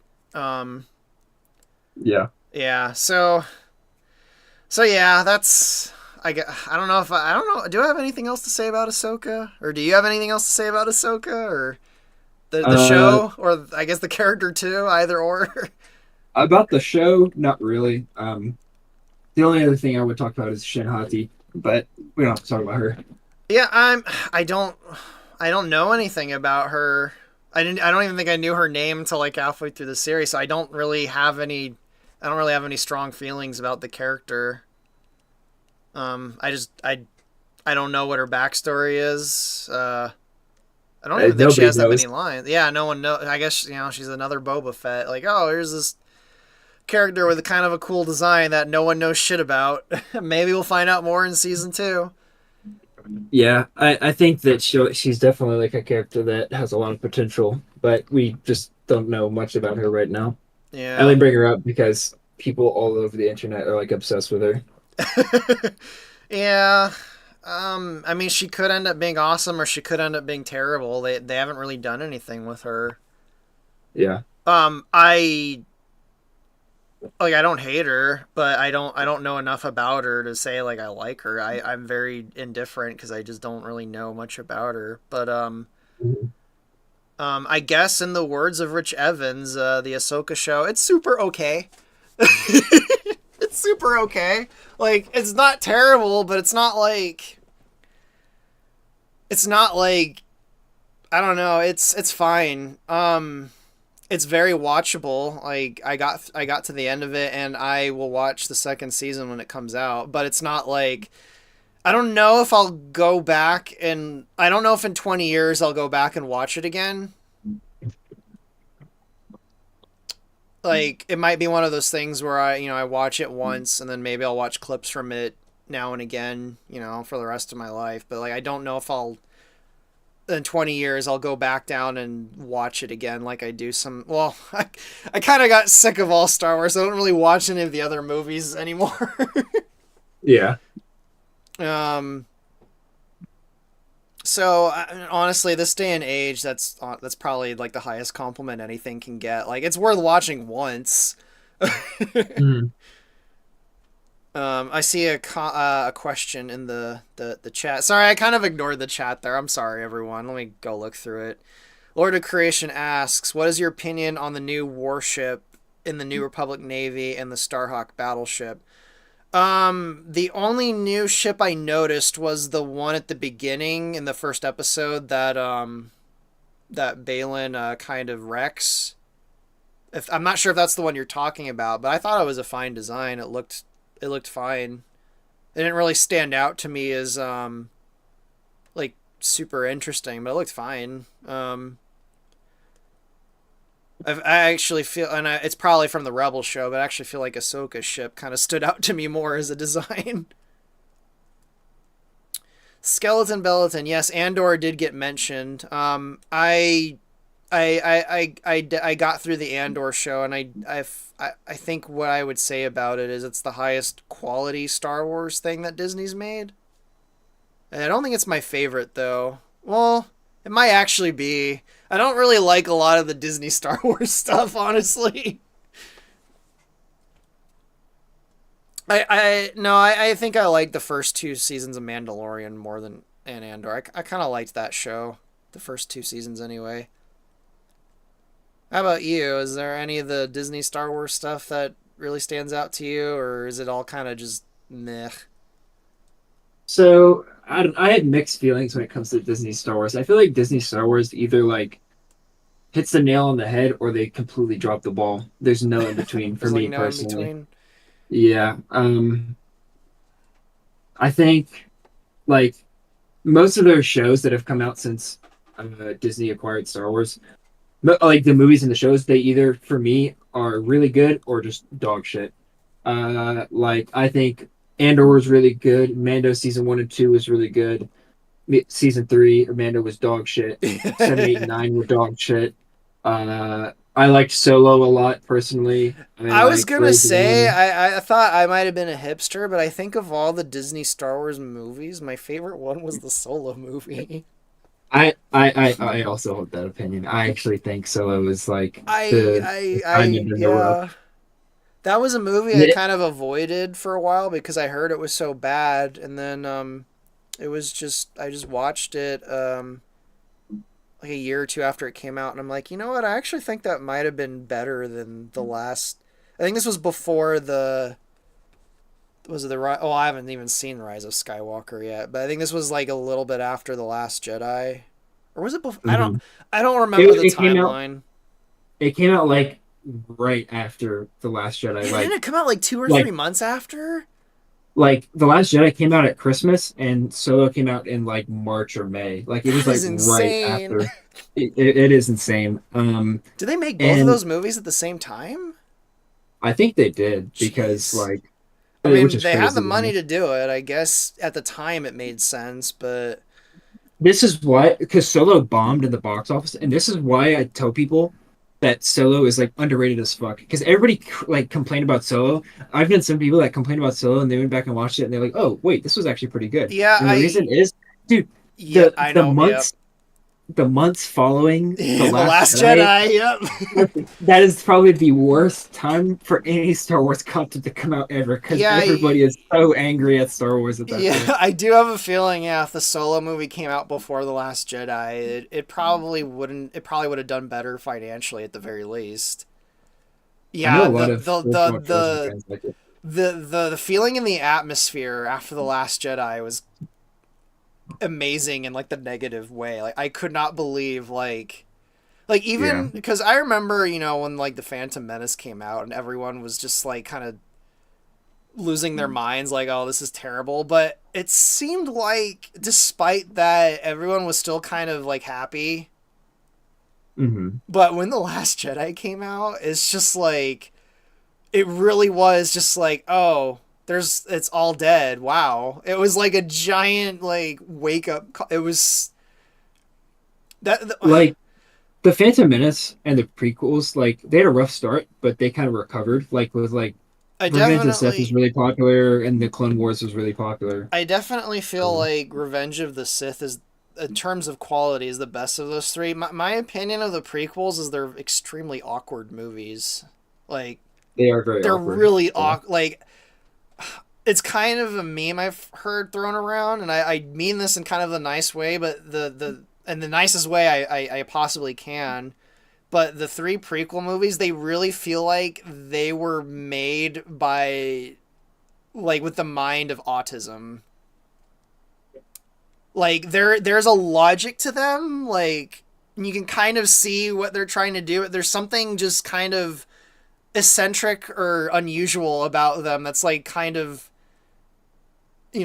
it's really hard to articulate, like, and I've kind of always felt that way about them. They're kind of just hard to watch. They're just kind of awkward. Mhm. They're eccentric and awkward. And I guess I'll say this, despite my negative kind of feelings on those movies, I never walked one because I saw all three of the prequel movies on opening night, except for the Phantom Menace. I did not see that one on opening night. But Attack of the Clones and Revenge of the Sith, I saw them both on opening night. When I walked out of the theater, my thought wasn't, I don't know if I like that. My thoughts were like, hey, I liked this stuff in it. I didn't like that stuff. Mhm. I thought, oh, that was sad when all the Jedi died in Order 66. Oh, that was awkward when Anakin was, making dumb jokes. Like, but when I walked out of The Last Jedi, and my now fiance, she asked me like, "Hey, what'd you think of that movie?" I was just we're walking through the parking lot, and I'm like, I don't know if I liked that movie or not. I was just like kind of it was just the weirdest feel. Like I still don't know if I hate or like that movie. It is The Last Jedi is just like the weirdest fucking movie I've ever seen. It's so bizarre. Like if Yeah. I were to say that the Star Wars prequel movies were made with an autistic mind, The Last Jedi was made by like someone who's not even human. It was like made by an alien species that like doesn't like the concept of climax or something. It's so weird. Yeah. Yeah. It's just yeah. It's The such a Last bizarre Jedi. movie. Bizarre is a good word. It really is a good word.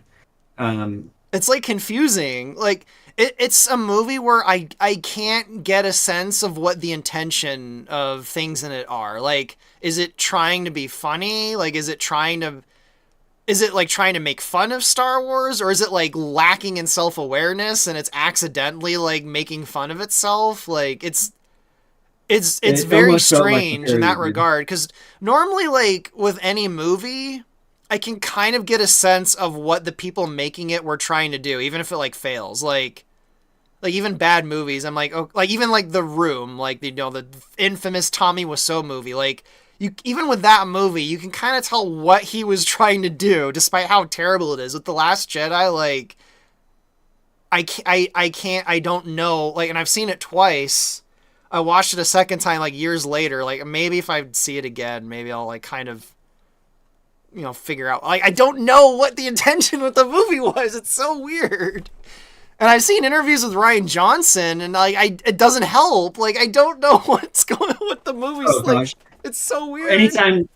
Anytime Ryan Johnson talks about the movie, it makes the movie worse because his Yeah, it's explanation of like the movie, trying to explain and justify the things he does in that movie, like with Luke Skywalker, everything he does with Luke Skywalker, anytime he tries to justify that, it's just like, okay, bro, like you're digging your own grave, like well, you're just I've making heard things him worse. as far as the Luke Skywalker thing. I've heard him in regards to that. He was talking about the Arthurian legends and King Arthur, and I'm like, okay, like that makes sense. If you're familiar with the Arthurian legends, like King Arthur, towards the later part of his life, he basically like not necessarily like a depression, but kind of like Luke, like his kingdom's falling apart, and he basically like he's past the prime of his life, and things are all falling apart, and he hasn't found the Holy Grail or whatever, and then Yeah, I can't remember if it's I think it's Galahad who ends up bringing him the Grail, and it kind of like revives, but it kind of revives him, and then King Arthur goes off, and he's killed by his half son. Mordred, Yeah, right? Mordred, which Kylo is kind of Luke's half son. Like I think he kind of going for something from the Arthurian legend. The problem is Luke Skywalker isn't a king. Exactly. He's not a king. Luke Skywalker and King Arthur are two very different Yeah, characters. like Luke Skywalker is not a king. He's like a monk. Like Yeah. I don't know. I mean, they could have made Luke Skywalker something like a king, but they didn't do that.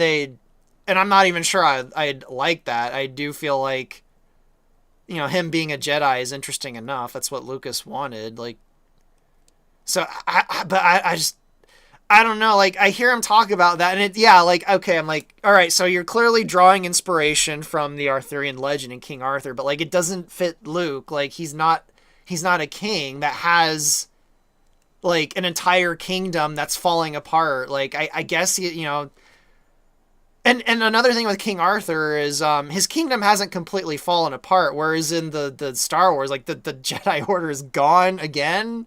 Like it's all burned Yeah. down. Like I don't know. And also Luke wasn't looking for like the Holy Grail or anything. Like at least I don't think he Mm. was. No.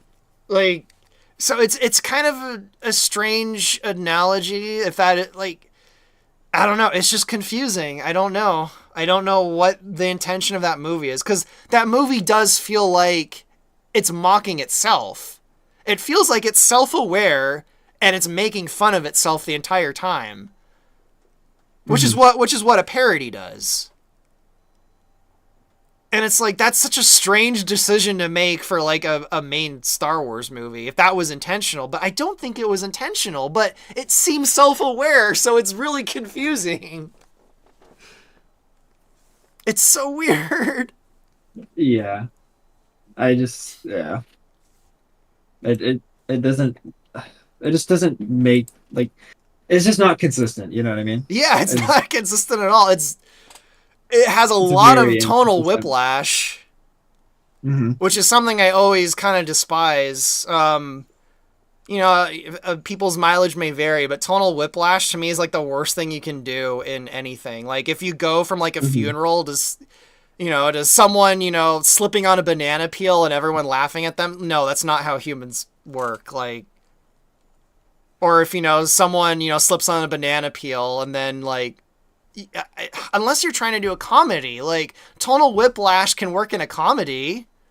Like Hmm. someone slips on banana peel and like falls down a flight of stairs and everyone's laughing and then the person doesn't get up and everyone realizes like, oh shit, like they're probably dead. Like that could work for like a dark comedy. Like so like tonal whiplash can work for a comedy, but like I don't know.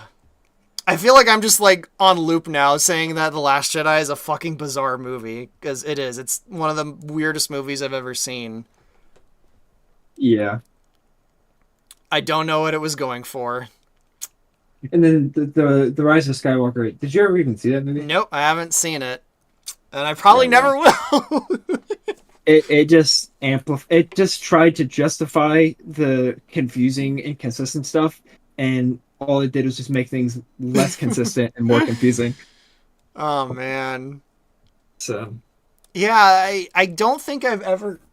I don't know if I've ever seen like a series that had a lot of momentum like so quickly like just shoot itself in the foot.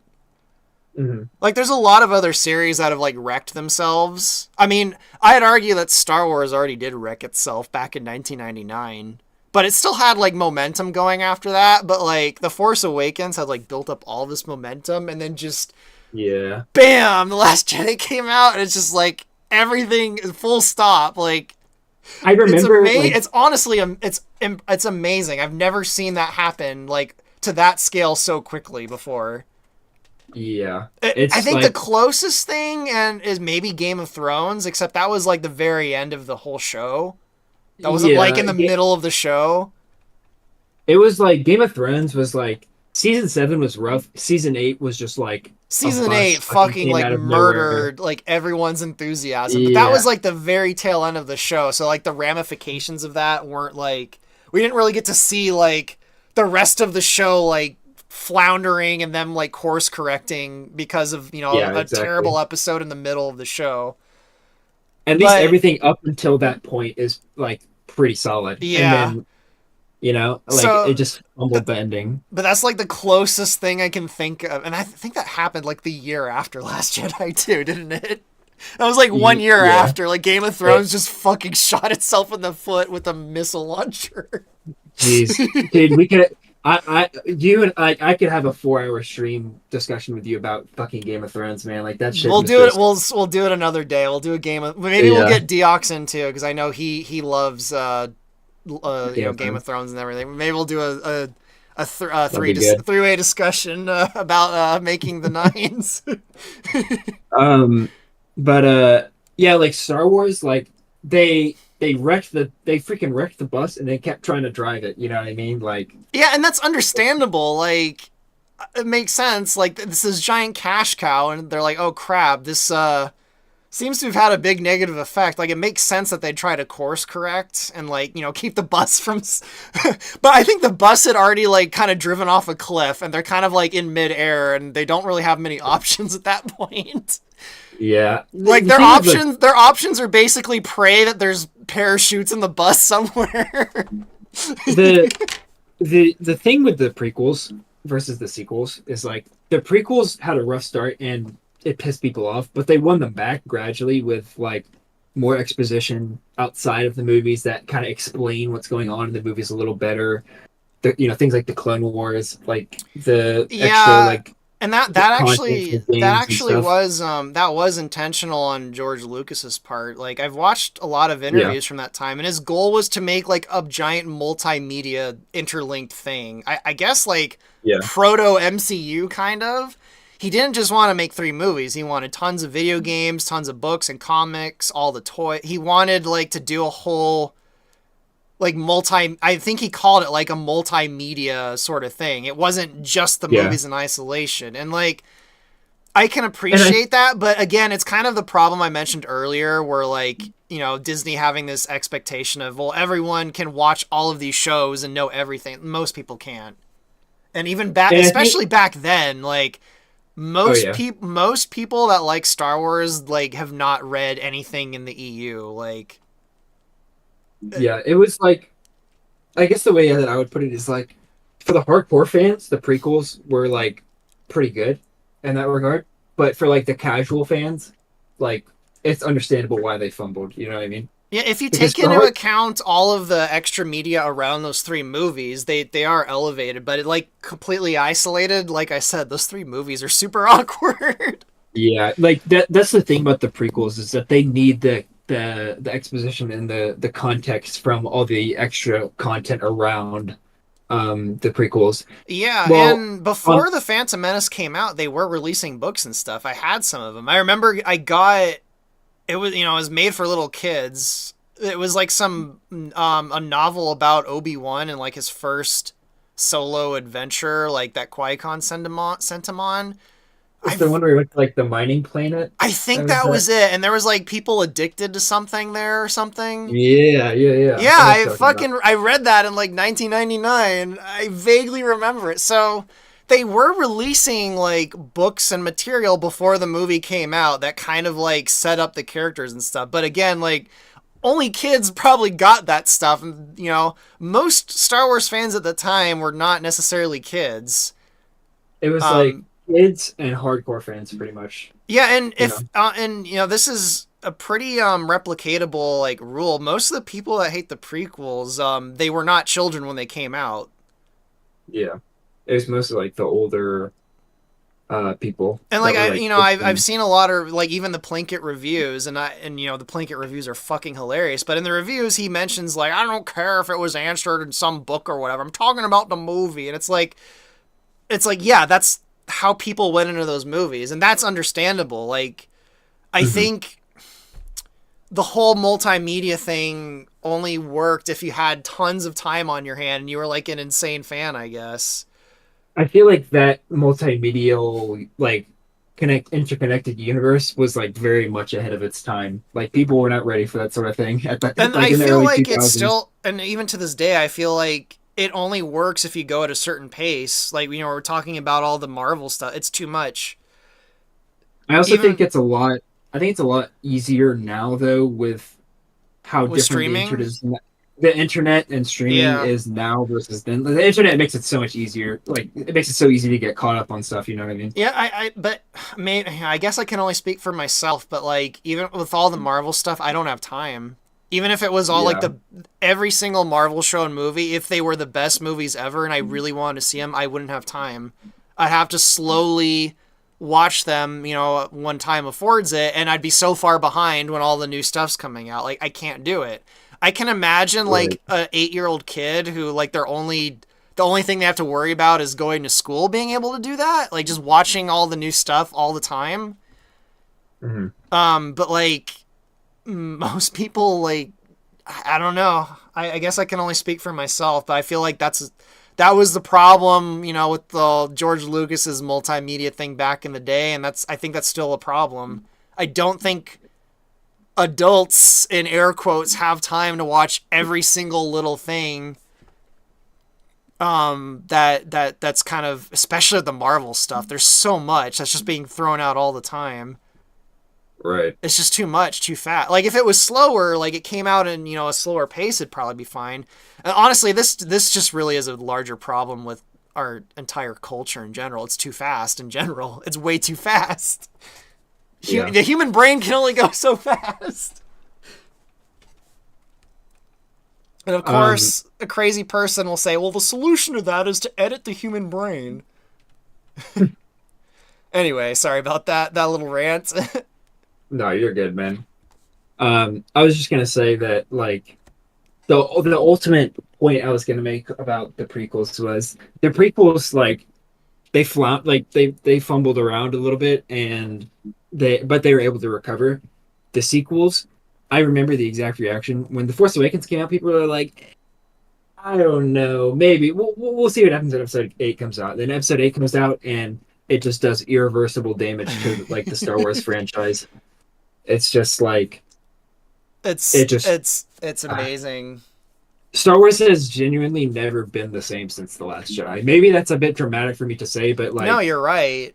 it Even really even if it's kind of not just fair to the Last Jedi, that doesn't really matter. The point is, it had that effect. It spread through the entire culture. That's where we are now. mhm. Um, whether it was fair or not doesn't matter. It had that effect. Like, it just fucking, it derailed and put full stop, like, all the momentum, like, instantly. It's like I said, like, I can't think of anything else that's done that. The closest I can think of is the last season of Game of Thrones, which is still a Yeah. little bit different because, that would be like if, the Rise of Skywalker, like if the Force Awakens and the Last Jedi were, both really good movies and had lots of momentum, and then the Rise of Skywalker would just fucking shit the bed. It wouldn't be quite the same as, if it happened in the middle, like it, with the Last Jedi. Mhm. Although if the Last Jedi was, perceived differently, then the Rise of Skywalker probably wouldn't even exist. It'd be a completely different movie, probably. And what since we're talking about the prequels or the sequels, this ties back into my opinions about like Ahsoka and The Mandalorian and all these other like live action shows is that I know that no matter what goes on in these shows, ultimately the events of 7, 8, 9 are going to happen. And just Well, knowing what's going to happen in those movies after watching what goes on in these shows just makes me like yeah, super I depressed. agree with you, but I think it was you actually that had mentioned that there's rumors that the Ahsoka show is just gonna retcon and just Yeah, the branch off, Filoni and verse yeah, theory. the Filoni verse is just gonna deviate from I guess, the Disney verse, even though it's still made by Disney. Yeah, it's a long shot, and I'm hopeful that's what's going to happen. It's just my practical side is like, no, bro, Disney's not going to admit their own mistake and Yeah, deviate. I feel like they won't do that. But the theory basically is like that. At the moment in Rebels, I think I explained it to you about like where Ezra pulls Ahsoka into the world between worlds and saves her from being killed by Darth Vader. yeah, That's the theory is like that's the moment where the timeline splits. Like the one where the sequels happen is where Vader kills Ahsoka, and the one where Ahsoka, she's the key to everything. well, basically the idea is like she's able to be there for Luke Skywalker after the Galactic Civil War because we see in Mandalorian they're like hanging out and Oh stuff. yeah, yeah. I mean, honestly, I would be fine with that. There's everything's got alternate timelines now. Fuck it, Star Wars can have. I mean, Star Wars already does. It's the EU. Like the Yeah, EU was a thing. It's gone. Like Star Wars already has an alternate timeline, so why not add another one? I mean, I would be fine with it. I mean, they've already opened the can of worms, so fuck it, might as well Well, full send. You know what I mean? Well, and also, like, despite the conversation we just had, like, I guess this will lead to what I mentioned earlier, where I'll talk about my introduction to Star Wars. I've honestly never been, like, really invested in Star Wars. Hmm. Like, I like Star Wars. At least I like two of the movies. But, like, I've never been what I'd call, like, a very big fan of it. Yeah. Growing like throughout the entire 90s, I was the Star Trek kid. Star Trek was my thing. I loved Star Trek. My father tried over and over again to get me to watch Star Wars, and I just wasn't interested. I remember I had in the early 90s, I had some Star Wars toys. I distinctly remember I had a Boba Fett toy around the time the Stargate movies came out, and I had some of the toys from Stargate, and I would take like the Roz headdress and like put it on Boba Fett. But like I was never interested in Star Wars, and my father was. My father had like Star Wars memorabilia all over the house. Like he always would try to get me to watch Star Wars, and it just never clicked with me. And the thing that actually got me into Star Wars was the Rogue Squadron video game, which coincidentally is probably also the biggest inspiration for Star Fox Event Horizon. Really? Yeah, I got Rogue Squadron. I think it was 90. Was it 99 or 98 that it came out? It was. I know I it was think just before the Phantom Menace came out. yeah, I think it might have been So 98, I want to say. it might have been 98 or 99. I know the Naboo Starfighter was in it, so it probably wasn't too far before. I guess I could just Google it, but that I'd just gotten an N64. I'd just gotten a lot of N64 games, and Rogue Squadron was one of them. And I thought, what the hell? I'll go ahead and play this game. And I was just like completely entranced by Rogue Squadron. Like, this game is awesome. Like the Star Wars shit is awesome. Maybe I'll go watch the Star Wars movies. And I finally started watching the Star Wars movies in like 1999. I went the first like 11, 12 years of my life without watching Star Wars. So, which I know No. is very unusual for someone in the 90s. Oh yeah. But I was never interested as a kid. I was always the Star Trek. Like my earliest memories from like 2 years old was the first like two seasons of TNG when they aired, and like reruns of the old the Star Trek from the 60s. But like Star Wars was always just like a thing in the background until like 1999. I Yeah. never was interested in it as a kid. I don't know why. It just never appealed to me. So yeah, I have a very strange kind of introduction to Star Wars. That is a very unusual introduction to Star Wars. Mine's pretty basic. I just had family, mainly my cousins, that were Just just really raised into on it, and it. I just Yeah. grew up in it. So, Yeah, like um, all my family and my cousins too. They were all into Star Wars when I was a kid. I wasn't interested until about 1999, and even after that, I've never been like the biggest again, I like Star Wars, but it's always been kind of like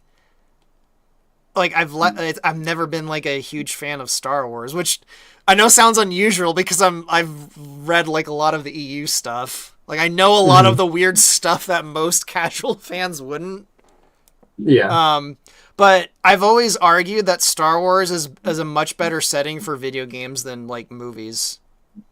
I think Because like video games and TV shows, like it works a lot better yeah, personally. because the one thing Star Wars has pretty much always succeeded at is video games. There are a Hmm. shockingly good number of like really good Star Wars video games.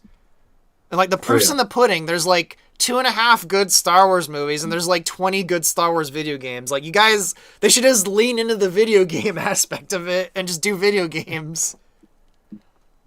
Especially if you look at like the early 2000s when they made a lot of Star Yeah, Wars and like, content. and look at around that time, like licensed video games pretty much always sucked, but Star Wars, like the Star Wars video games, pretty much always knocked it out of the park. Like, yeah, you Hmm. have in the fucking late '90s, you had or I guess it was in like 2000, the Jedi Power Battles game. That game was fucking awesome.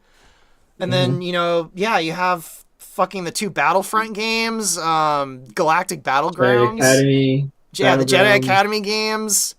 Knights of the Republic. Yeah, fucking KOTOR 1 and 2. It's like just hit Yeah, after hit after hit. Star Wars Episode 1 Racer on the N64.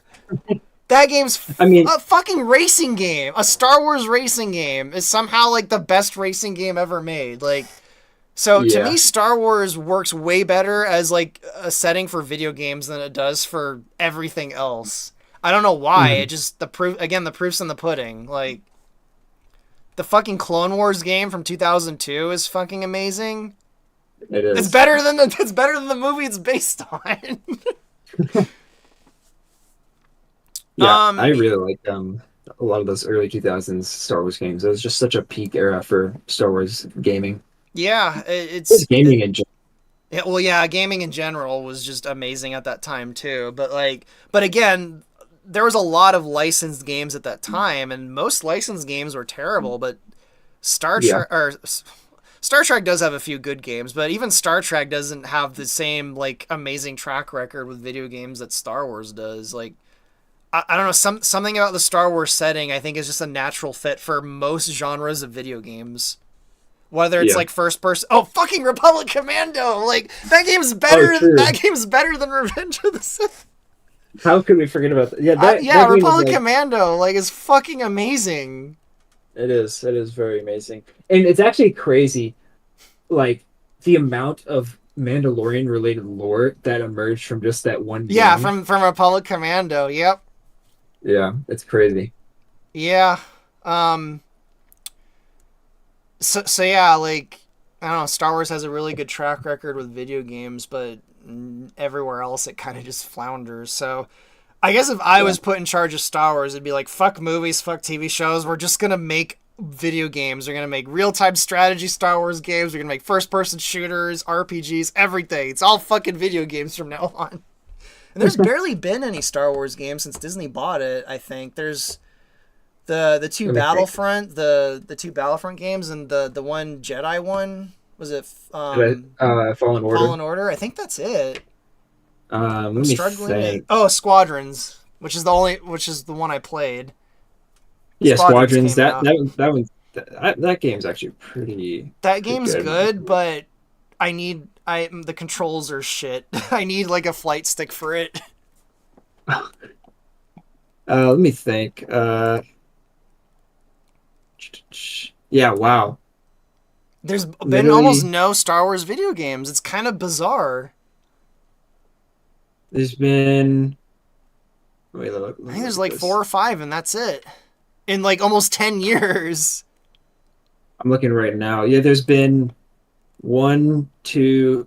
There's been four. Oh That no, six. Six. okay. So there's two Battlefronts, Squadrons, the two Jedi ones. I think one just came out Oh, okay, that's recently. seven. No, I think Yeah, it's that's seven. Sorry about that. five. That's Oh, there's. I don't know Oh, what the yeah, other you're right. two are. Oh, the other two haven't come out yet. I'm Oh, tripping. okay, I'm they're looking at coming out. the Wikipedia page. Yeah, you got Star Wars Outlaws that's coming out next year, which is I haven't even basically heard of like that. yeah, it's basically like a open world. I think Ubisoft is making it. It's like an Oh, open okay. No, world I do know. I underworld do know thing. that one. I didn't know it was called Outlaws though. I do remember that Yeah, one. I didn't know that was what it and was then called though. there was Star Wars Eclipse, which got postponed Oh again, no, and sorry, then no. Actually, that's the one I'm thinking of. That's the one being made by the Heavy Rain guys. yeah, yeah, yeah, Yeah, that's yeah. that's the one I'm thinking of. I've never heard of the Outlaws one. That one's made by Ubisoft. It's like the Assassin's Creed people. It's just going to be probably parkour Uh, Star Wars. Parkour Star Wars. Oh Eh, yeah, and the KOTOR remake got canceled apparently, so there's no that more of that. honestly might be for the best based on some of the things I heard about it. Well, it actually got released recently. The reason why it got canceled, the reason that it got canceled is because they thought that like some of the themes that are in the game wouldn't fly in today's Oh world, God. and that's apparently Guess why they what? It's banned it. not in our world. It's in a galaxy far, far away. Like, I'm sorry. I'm probably gonna rant now. Like, this always drives me fucking insane, and it's because people have like said this about like my Zelda stuff too. Like, why don't you have like why is there like no democracies in like your Zelda? I'm like, because it's not now. It's in a different world and like a different time period. Things were different then. Like, the Yeah. fuck? It drives me Well, crazy. Like, that absolutely drives me insane when a fictional setting is like, it has to be like the world is right now. And it's like, no, it's a different time and place. Come on. this is so. I think I've told you before. I'm studying to be a history professor, and one of the first things that I learned from my advisor at my university is when it comes to history and just like storytelling in general, because history is ultimately just a story. Yeah. Um, like if you try to apply your present day worldview to events outside of the present day You're and not going to time, understand then what happened in the past at all. you're not going to be able to understand it, and every single person you see in history is just going to look like a bad person and a Yeah, piece of shit. I have a very simple and funny example of that concept, and I think I've said it on a stream before. It's the categorization of animals. There, like, when I was growing up, I heard tons of people laughing at like, oh, they thought whales were fish. And it's like, Mhm. no, they didn't think that whales were genetically related to fish. They had no concept of genetics.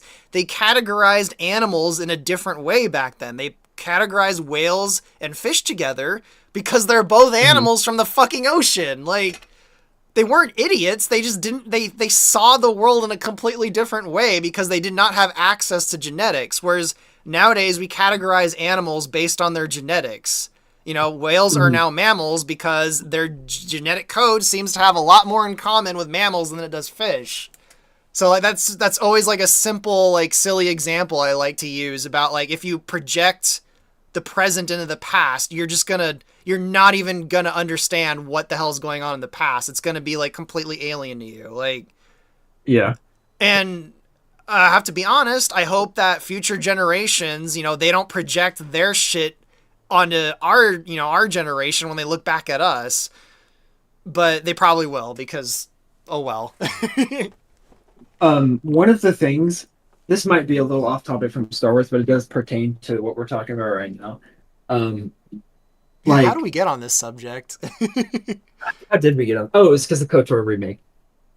Oh yeah, Because they they said, canceled it because it wouldn't fly with I don't. But yeah, I can see that with the second Kotor, but the first one really? yeah, I can't imagine what it is in the Is it game. because Like, Bastila is like in prison at one point and you have to rescue her? Is that it? Is that why? I have no clue. Yeah. Like what is Right? it about Kotor that would be not okay with modern audiences? The second one I can see because the second one is like kind of. You know, yeah, the second one I can maybe see, but the first one I'm really struggling to think what in it would like upset people. Like, I don't know. Anyway, go Mhm. on. Sorry, I kind of interrupted you. No, you're good. I was just gonna say, I think we've talked about Castlevania before, you and I.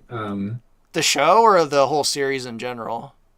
Just I think mainly the show, but the series as well. I know we've talked about the show before Yeah. Oh a, yeah, a yeah. little bit. I know I've talked to you about because the show is the only Castlevania thing I've really seen. Yeah, a lot of people only know that, but they just released like last week a new the sequel show called Castlevania Nocturne, and just like the show takes place in the French Revolution, and it's like Oh God. um, that when I heard I that, I have knew it to was gonna be watch really good. that just to see how completely backwards they get the French It Revolution. oh, it's wild, dude. It's Oh my wild. God. For not only do they like completely deviate from the history, but they also deviate from like the themes of Castlevania, like the games. And it's like, oh my gosh, man! Like, because the show, the people that created the show are like these like typical, like fedora tipping like atheists or whatever, and they're trying to make the show. I They're trying definitely to make got a that show. impression. I mean, Warren Ellis, the guy that is the writer, he's like well known as like a typical Reddit atheist, and he like, Yeah, you're trying to take a show that is utterly married to religious imagery and just you're, theology in general. Like, or you're I guess it's a game yeah, series, not show. They're making the show, but the games are like literally like Christian mythology, and they just completely warp it to like fit their worldview, and um, it's like one of the craziest things that happens in this show, the new one, is that they have like the church team up with the vampires and all this stuff, and I'm just like, is what Marie the fuck Antoinette a is going vampire? on? She's not in it, but it's Oh. implied that she is because it's like they're like, oh, all the aristocrats of Europe Yeah, are see, just like vampires, I and know it's like, this oh my fedora god, atheist stereotype so well that I just instantly know before knowing anything about the show. Oh, Mary Antoinette's a vampire.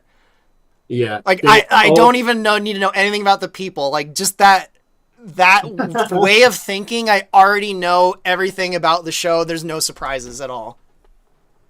Like yeah, that way of seeing the world is so simple that like it just drives me crazy. But it is funny because yeah, I bet you I could predict everything in that show. Just like I did with the first two seasons. I'm like, "Oh, okay, the freaking priest guy's the bat. I know exactly where this is going." And I did. I called it all.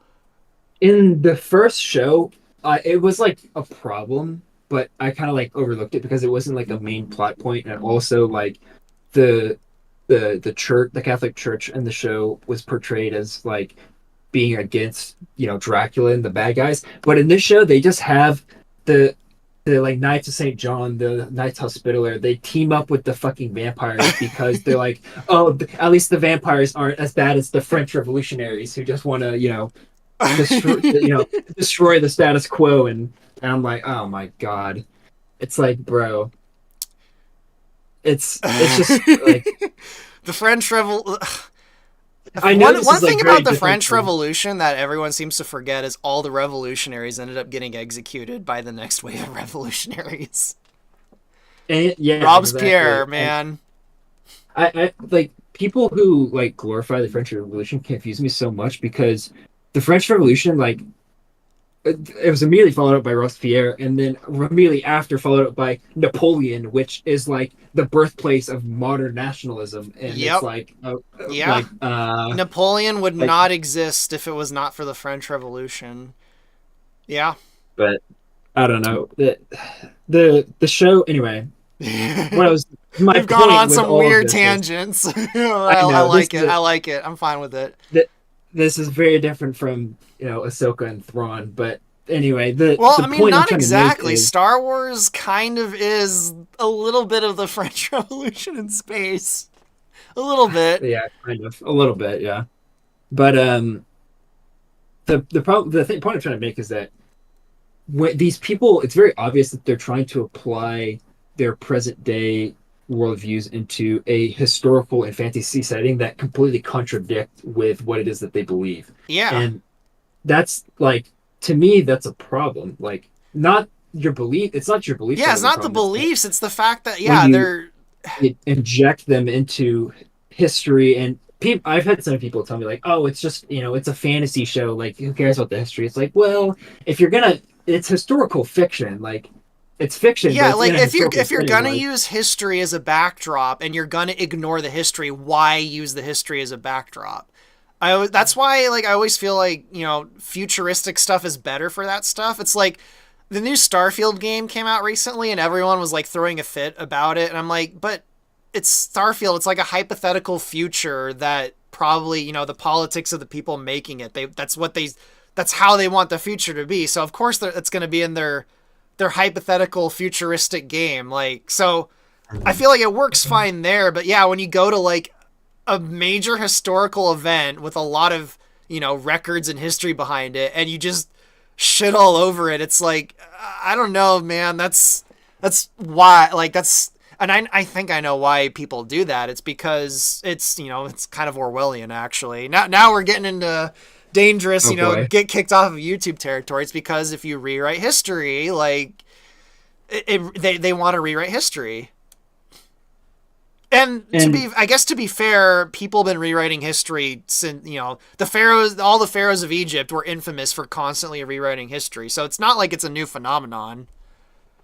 yeah, there's Um, so much of history that was just totally lost because people just wrote it differently, and that's just how it is. It's I doesn't guess I change the would just fact that appreciate it if they were honest about it. Like, yeah, we're fucking rewriting history. Fuck your history. Like, I'd be like, oh, okay, well, at least I know you're doing like what you're. I know at least you're honest about it.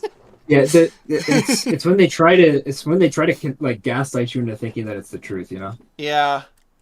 Yeah, if someone Um, openly was, because there have been things, historical people that did like things set in historical settings, and they were like, this is not like history at all on purpose. Like Abraham Lincoln Vampire Hunter, to kind of link it to the Castlevania thing, yeah, yeah, like, but like, I don't know, man.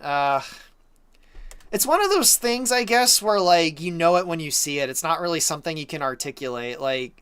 The difference, yeah, mhm, the difference between Abraham Lincoln Vampire Hunter and like the Castlevania show, it's hard to articulate, I guess, but I think it's yeah, because it's just something in like the Abraham Lincoln Vampire Hunter movie, like, or the book or whatever, like something intangible in it. When you're reading it, you can tell they don't want to rewrite history. They just want to do something like goofy or weird in that historical setting.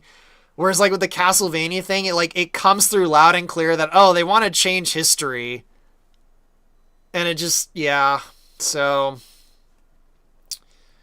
yeah, and like I might have to watch the Castlevania thing, because I have like a weird fascination for people trying to portray the French Revolution, because it's always a oh, disaster when people try it to is. portray it. It's hilarious every single time. If you like that, then I think you'd get a kick out of watching this show because I genuinely like was either grimacing or laughing at like several moments throughout the show. Just the way that they portray things, just the fact that like the Catholic Church is like literally teaming up with like these like monsters of Satan because it's better than dealing with these French revolutionaries. It's like give me a break, man. Yeah, I mean, Like the I get Catholic it. You Church don't willingly put up with the revolutionaries burning down all their churches. Like, yeah, and but having them team up with fucking vampires that want to take over the world, the like vampires that what? can't even enter. Well, actually the vampires can't enter their hallowed ground in Castlevania, can't they? At least in the Yeah, show. they're Yeah, never mind. I was gonna say, well, at least they maybe if I were to extend an olive branch, I'm like maybe they were thinking, well, the vampires they can't be invited into hallowed ground, so.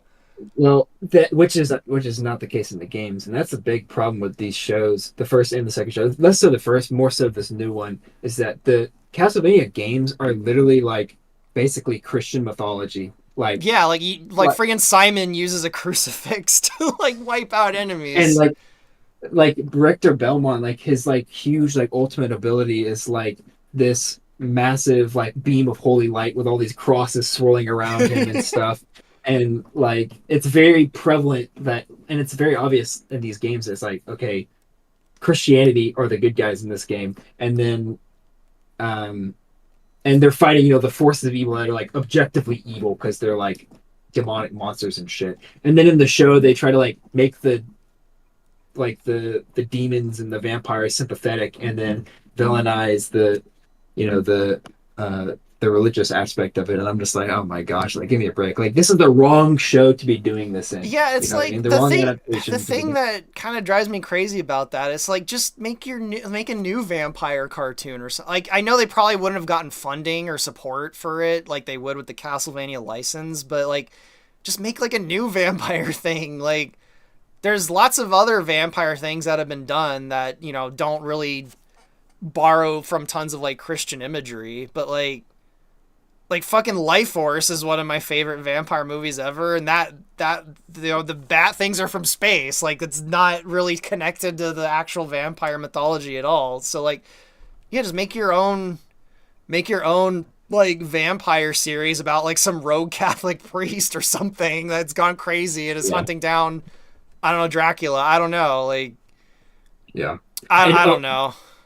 That honestly, so it's a bigger problem than just Castlevania. It's like, why not just make something new? I guess. that's the thing too. Yeah, and another big problem that people have with the show is that I do as well is like they've like changed some of the characters that like completely changed the like stories of some of the characters from the games to like convey like to something completely different, and it's like just make original stuff at that point, man. You know what I mean? It's like Yeah. I I don't mean, know. I guess you could throw that argument at at me with Star Fox and Zelda. Like, why not make your? Well, I am gonna make my original stuff when I'm done. So Hmm.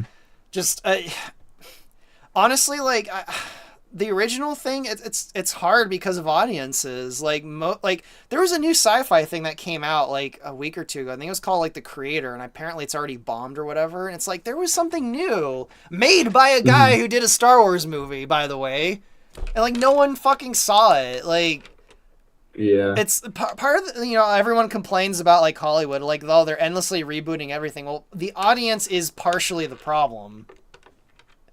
I don't want to excuse Hollywood, like they're guilty of all kinds of crazy shit, but the audience shares some of the blame. Like most people want to see more of the same stuff like expanded on, which I also understand. Like I want to see more Star Fox and Zelda stuff. Like, well, Hmm. maybe I don't under the current Nintendo regime, but you know what I'm saying. Like, I get that impulse, but um, yeah, I think I just completely contradicted what I said about the Castlevania thing 10 minutes ago. And I'm like, they should do an original thing. Now I'm kind of saying, like, it's hard to do an original thing because of the audience.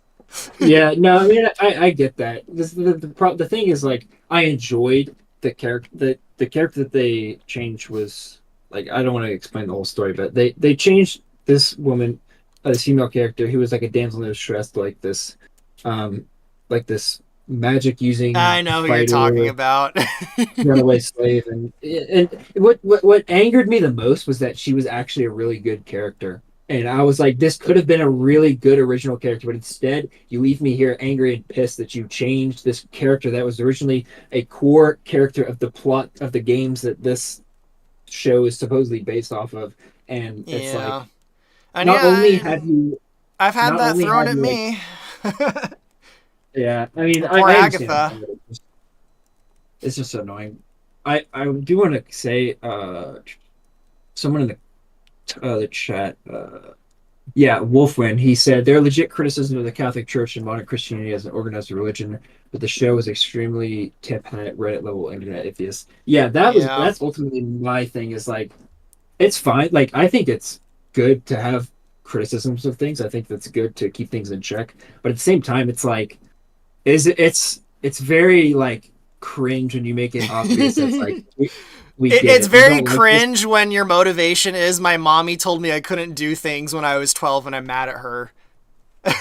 Yeah, it's just like I would get if this was like its own thing, I would get it, and I probably would be like I probably wouldn't mind it. The problem is that it's Castlevania, Yeah. like which Yeah. is like I've said before, is literally Christian mythology. Like the guy that designed the games, the people at Konami, they made the games to make it like this sort of like exaggeration of like crusaders and holy people and like Christian monsters and stuff like that, Christian mythological monsters and stuff like that. And it's like this is the wrong place to Which be is doing that. honestly So it's an untapped market, honestly.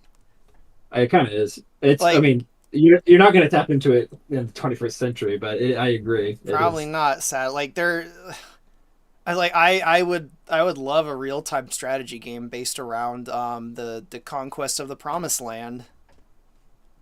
And like, like go full in, with the giants and everything. I think that would be Hmm. awesome.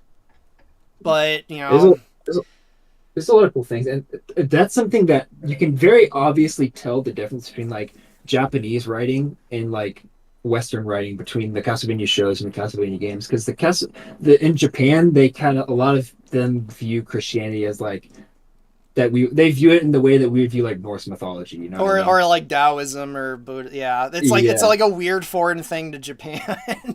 Yeah, and so it kind of always Castlevania, has been. it's like a Yeah. perfect portrayal of that. And Yeah, it's like, Castlevania is like their version of how Star Wars is basically like some weird Taoist like thing in space. I guess yeah, it's yeah. like their version of Star Wars with like Christendom, I guess, in like a Yeah. fantastical kind of setting.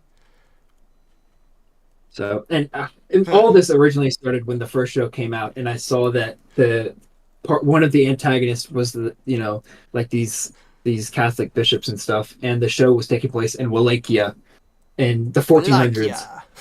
which I don't think has ever been like if there were any Christians in Yeah, it Wallachia in was the the 1400s, Eastern Orthodox, not the they're all Catholic Orthodox. Church. So even the show gets And, that wrong. It's hilarious. and they even say in Castlevania 3, which is the game that show's based off of, the beginning of the show is the Orthodox Church contacts Trevor Beaumont and is like, dude, we need you to stop Dracula. And Yeah, it's like, where's all the Turks? yeah, that's like Yeah, around the the time they've Turks. been The talking about Turks him. are the enemy of Dracula. Like, Mhm. which that segues into one of the comments where someone Ultra Scarlet mentions an RTS about the Crusades would be canceled immediately. That's not true. As long as the Crusaders were the villains, which they usually are. In fact, Age of Empires 4 is about to release a Crusader expansion pack.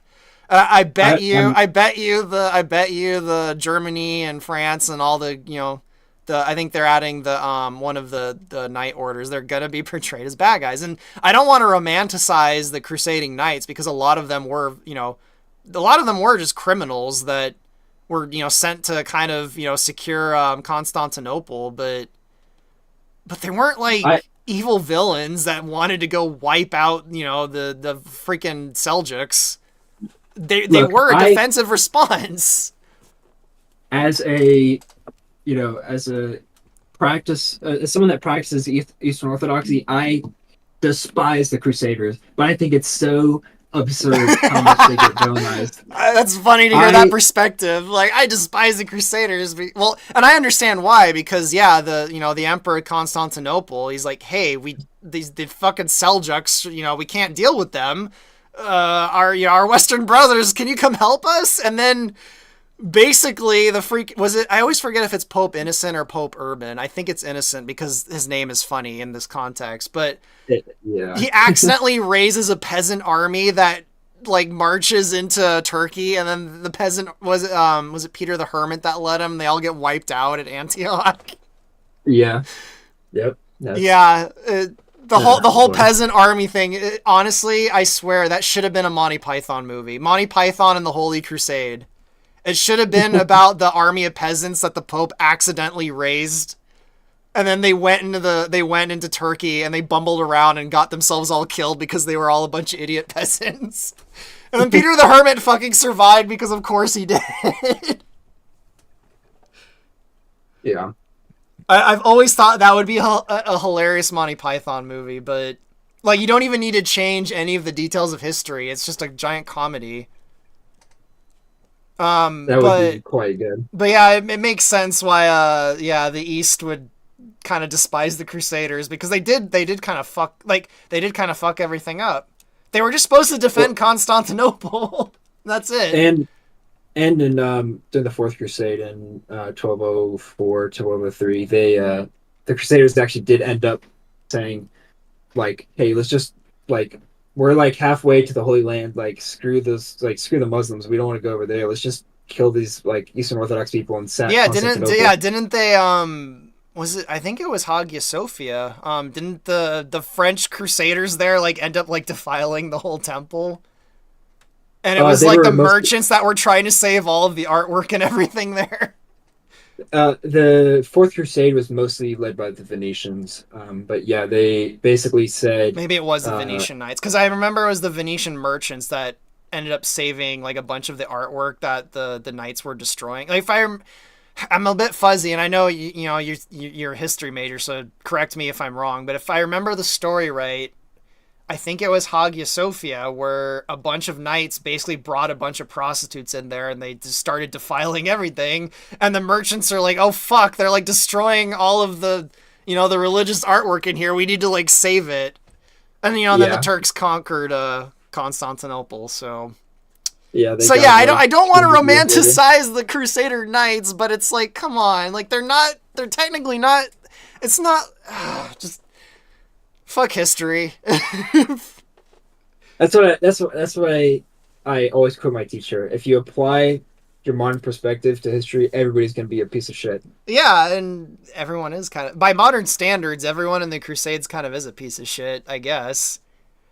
Most of them are a piece of shit by their standards too, But but yeah, by their own standards, like everyone fails. Like I don't know what to tell people. Like I don't know. yeah. Like it's like somehow in the modern times, like we're unable to accept when like someone does something bad. But like if you go back to the Middle Ages, like one of the heroes of the Middle Ages in Christendom is Alexander the Great.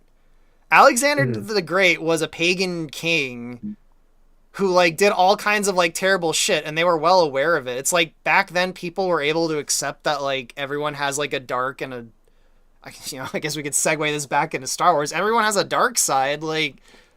Like no one is like without flaw, and it's like when people like when we read about people in history and they did like a bad thing, it's like we freak out, or even more so when like a celebrity does something terrible and like everyone freaks out. It's like, yeah, they're human. They're gonna make mistakes. I don't know what you're expecting. Mhm. I don't know. It's just I don't know. So yeah, that was a weird tangent from Star Wars to the Crusaders defiling Hagia Sophia. How do we get there? That is I think quite a Castlevania was somewhere in the middle. yeah, we have come a long way. But wow. I Yeah. actually Huh? oh, I was just gonna say I actually do need to wrap up here in a bit. Yeah, No. I was just gonna say we've gone a little bit over 2 hours, and that's usually where I start to lose steam. And yeah, I guess Yeah, we'll wrap it up then. And I guess sometime in the future we'll try and do a Game of Thrones one with Deox. that would be good. I would enjoy that. Yeah, We definitely do. but yeah, we managed to not talk about Zelda. Wow. That is impressive. That Yeah, is quite impressive. I'm happy with it because I'm kind of sick of Zelda. I had Yeah. a feeling I had a feeling we were gonna go into Zelda at some point, but I'm kind of glad we went into Castlevania and the French Revolution instead. But Yeah. yeah, was there any other last thoughts about Star Wars or anything in general? I guess before we wrap up. We covered a lot about Star Wars. We covered about as much as there is to cover about Star Wars, I feel. Yeah, we kind of broadly covered everything. All the different eras in the EU and Yeah. yeah, how we got into Star Wars.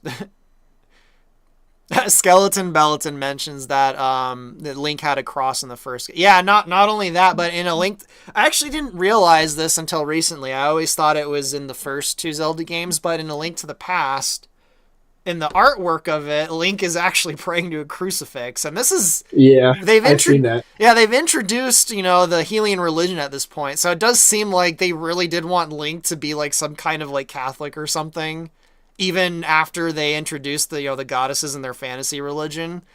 It seems like that went away in like Ocarina of Time. Link I, is a Chad. He rejects the pagan deities and accepts, Jesus Christ. no pun intended, I guess.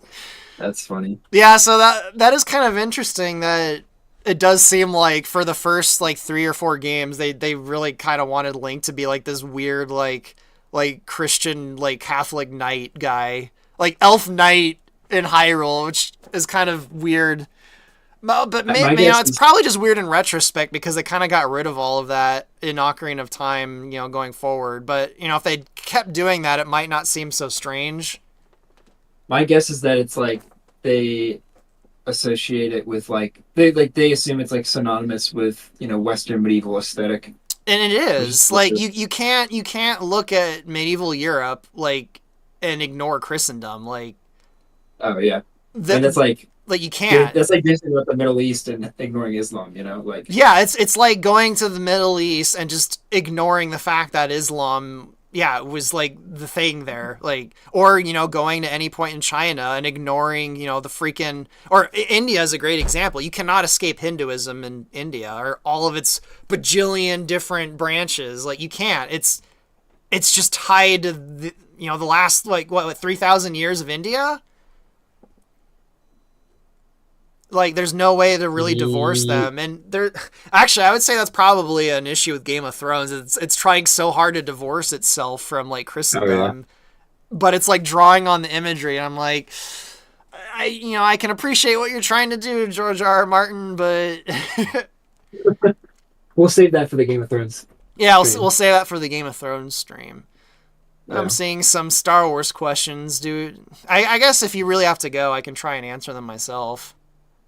Yeah, I gotta head out here within like the next 2 minutes. All right. Well, But then I will say goodbye to you now, and thanks for doing the stream. And hopefully, we'll do a Game of Thrones one in the next few weeks. If we can get Deox to join us too, that'd be great. But that would be Deox, good. he hibernates for 9 months of the year. So Yeah. Yeah. all right, All right, man. Well, thanks for having me on, dude. It was fun. I will catch you later. all right. I'll let you go. Have a good one. Peace, man. Peace. And I guess I will answer a few questions really quick before I go because I'm getting hungry. Intrepid Swordsman asks, how bad was Rey as a character? I think she's just kind of boring. She's not like really terrible. There's just nothing particularly interesting about her. I think they set her up pretty well. The fact that, her parents were missing and she was kind of raised in like this shitty, this backwater dump, and she kind of really wants to find her parents or whatever. Like the setup for her I think was fine, just they don't really do anything with her. I don't know about the last movie because I haven't really seen it, but in the Last Jedi she's just kind of boring. um so I wouldn't say she's terrible. I would say she's like half baked and kind of like just underdeveloped. I have a feeling if I really put like time into it, I could probably think of something interesting I would do if like I was put in charge of like hey, you need to develop a story for Rey. I'd like, oh, I could probably think of something.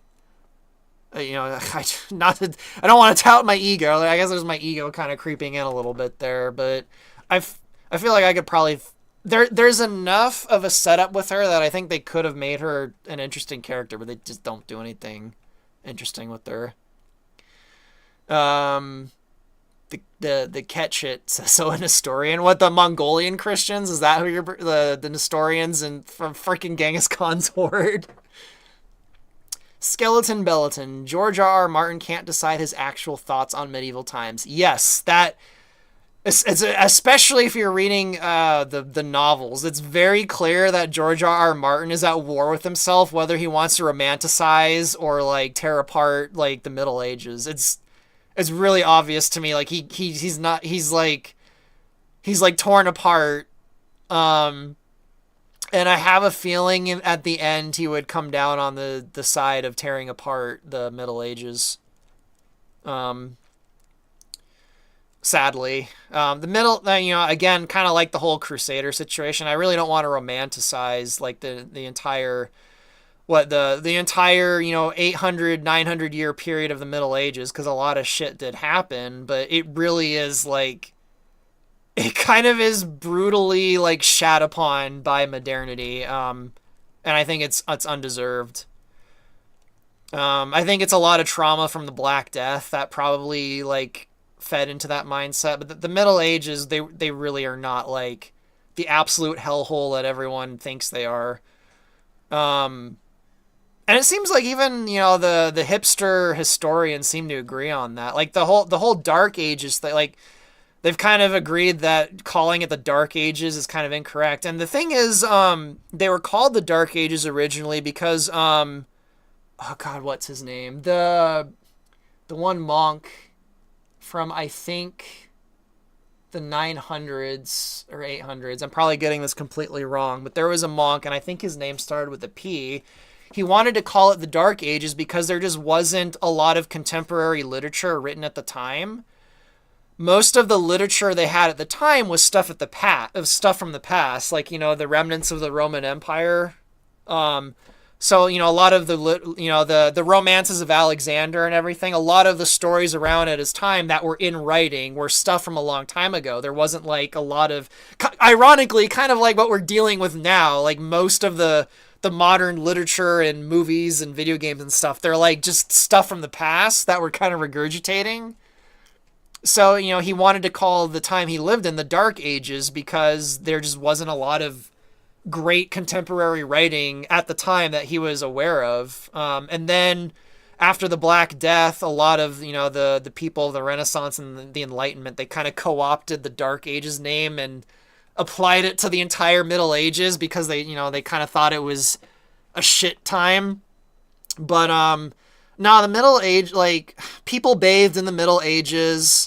Wars were not as extreme as people thought they were. Most wars in the Middle Ages where someone showed up with a bigger army and they said, "Hey, my army's bigger, you know, give me some stuff and I'll go away." Like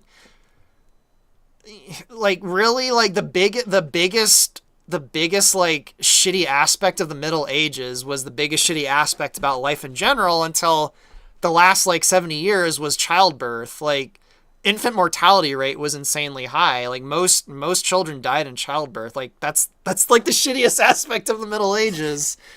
Yeah, I went on a huge tangent because of George R. R. Martin, that J.R.R. Martin comment there. But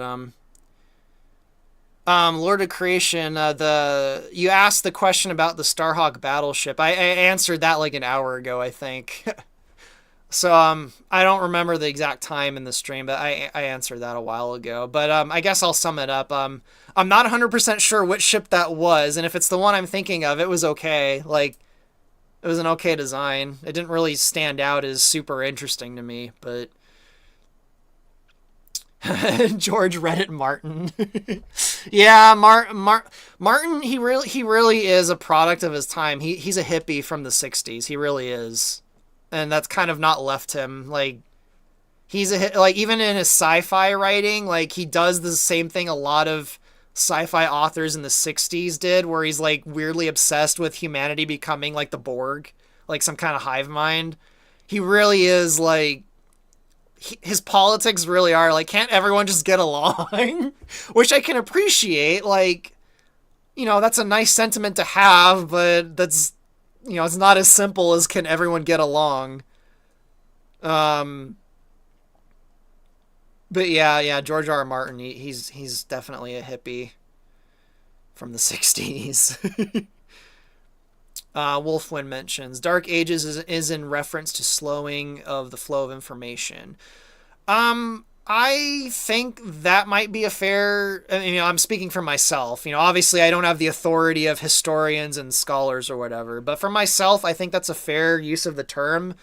But the spread of information wasn't necessarily because like there wasn't information or like people were trying to destroy information. It was just because there wasn't really like because I don't know how to really explain it. Because if you were even a citizen in the Roman Empire, you weren't privy to information or history. Like, you know, the cultural history you were privy to, like the what's the Roman version of the Iliad? Is it the Aeneid? Like you were privy to like the cultural stories because everyone lived those stories and practiced them out. But like most people in the Roman Empire were not aware of like the detailed history of the world like before their time. So to me, like I think it's kind of weird to like say that the Middle Ages was like that and then the ancient classical world wasn't, because for most people in the ancient classical world it was no different than the Middle Ages. You just did not have access to writing. So I don't know. I feel like I might be flip-flopping or sounding kind of incoherent on that subject. So I apologize in advance. See, Lord of Creation asks, is anyone familiar with Tiber Zan and his consortium from... Yes, I am. In fact, I did some... There's a mod for Star Wars Galactic Battlegrounds that I was involved in. I highly recommend you guys all check it out if you like the Star Wars Galactic Battlegrounds game. But the mod's called Expanding Fronts, and I did some of the sprites for the consortium forces. I did the I did the Night Sisters, Silry, and I think I did the Defiler, but I'm not sure. Oh, I did some of their troopers and the grenade launcher. I did a bunch of the sprites for the consortium. So yeah, I'm well aware of the consortium and his history and how he kind of broke off from Black Sun and all of that. I guess I'll answer like one or two more questions, and then I'm gonna go eat because I'm getting hungry. And I'm gonna get back to work on Star Fox Event Horizon too. So I'll wait for another question or two. Ultra Scarlet. Yeah, the guy with the grenade launcher. I think they had a sprite for him originally, and they asked me to redo it because it was too small. So they gave me the model, and I animated the Defiler sprite so it was a little bit larger. But yeah, I did the Night Sisters that ride on the Rancors that the consortium gets. I did a lot of sprites in that game. I did almost all the sprites for the First Order and the Imperial Remnant. Basically any vehicle any walker in the game, I did. I did the what was it? All the walkers that the First Order has. I did a lot of the troopers too. I did all the First Order troopers and the Resistance troopers. I animated the Imperial Remnant troopers. I did all the workers too. I animated all the workers that all the factions. The workers are fucking nightmare to animate because they have so many animations. So yeah, I did a lot of the sprites and expanding fronts. And if you like Galactic Battlegrounds, go get that mod. It's fucking awesome. It adds like 10 new factions to the game. It adds the Imperial Remnants, the New Republic. It also adds, I know people don't like them, but it adds like the Disney stuff, like the First Order and the Resistance. It adds the Geonosians, the Consortium. Who else did they add? They technically they're not new, but they split the Geonosians and the Confederacy into two different factions. So yeah, go get Expanding Front. It's a fucking awesome mod, and I did a bunch of sprite work for it. The Cat Shit asks, are the ears on your Star Fox models attached or separate? They are attached. They are not separate. I think the fur effects on them are separated from the fur effects on the head, though. But the actual, the mesh of the ears is attached to the head. They're not separate. And then Ultra Scarlet asks, what got you into RTS games? The very first RTS game I ever played was Star Trek Armada in, I think, around Christmas of 2000. So I guess kind of like Star Wars. I was actually pretty late to the RTS genre. I got into it after all of the, the really big titles had come out, and then I kind of retroactively went back to them in the several years after that. But, Star Trek Armada was the first RTS game I played, and it was just so different from anything else I had played, and I was really captivated by the idea that you build up a bunch of bases and then you build up a fleet of ships or whatever. Although I think that interest kind of is an extension of the SimCity games, because the first video game I ever played was SimCity. And the second video game I ever played was Caesar 2, which I actually was playing last night, so that's really weird timing. And both those games are city simulation games, where you kind of gather resources. At least in SimCity, the resources, the money from the taxes, and then you use it to build a city. And then in Caesar 2, you're kind of gathering different resources to build, your city or whatever. So I think it was kind of natural for me to like RTS games when I finally got to them, because they're basically they're kind of sort of simplified SimCity, but with armies of goons that you send at other cities. So I think it was inevitable that I would have gotten into the RTS genre just because I liked the city building genre so much. But yeah, Star Trek Armada was the very first RTS I ever played. And then StarCraft, I think, was the second one. Actually, no, Star Trek New Worlds was the second one. The two Star Trek RTS games in 2000. And then I got into StarCraft I think sometime in 2001. And then I got Warcraft 2, like very close to StarCraft. And when did I get into Command and Conquer? I think I played Tiberium Dawn or Tiberium Sun in 2001 also. It's so long ago, it's kind of hard for me to remember which one I'd played first, but I got most of the RTS franchises everyone's familiar with. I started playing in like 2001. Yeah, Age of Empires was in it 2001. Command and Conquer. I want to say it was Tiberium Dawn, but it might have been Tiberium Sun that I played first. But I'm pretty sure it was Dawn and Red Alert 1 that I played first. And Red Alert 1 I fucking loved. And then I played Generals when it came out like a year or two later.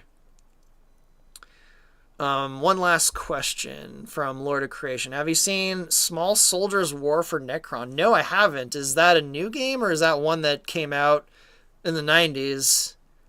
I vaguely remember Small Soldiers from the 90s. I remember seeing that movie back in the day.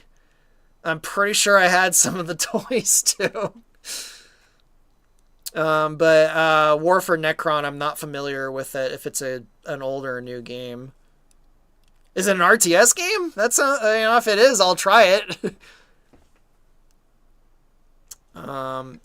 Yeah, so I think that'll probably be the last question because I'm getting really, really hungry. So, oh, a new movie. No, I haven't heard about it yet.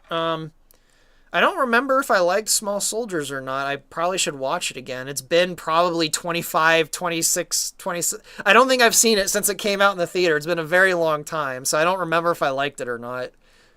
But, no, I haven't heard of the new movie, so I don't know. Guess I'll check it out. But in the meantime, I'm going to go get some food, and then I'm going to work on Cape Claw of Star Fox Event Horizon. Hopefully I'll have a video of that up sometime in the next few days. And then I'm hoping to have some audio related stuff with Crystal up sometime in the next few weeks. Estelle was like really super busy moving into a new house, so we haven't really done any Crystal stuff in like the last month and a half to 2 months.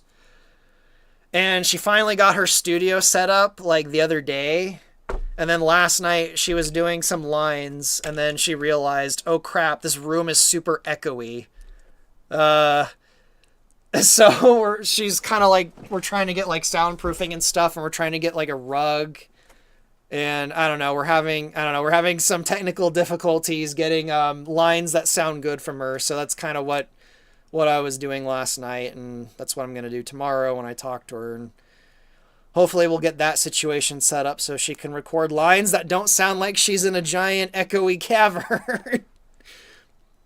So yeah, that's what's probably going to show up in the next few days or few weeks. Some Cape Claw and hopefully some Crystal line, like voiced Crystal stuff for the levels that I've already done. Okay, I'll answer the last question before I go. And I've answered this question before. Are you a furry? No, I'm not. I'm very strange, apparently, because I like Star Fox, but I'm not a furry. But no, I'm not. I don't know if that's disappointing or a positive to you, so take it as you will. But anyway, I'm going to go eat. See you guys. Hopefully you guys like the stream. And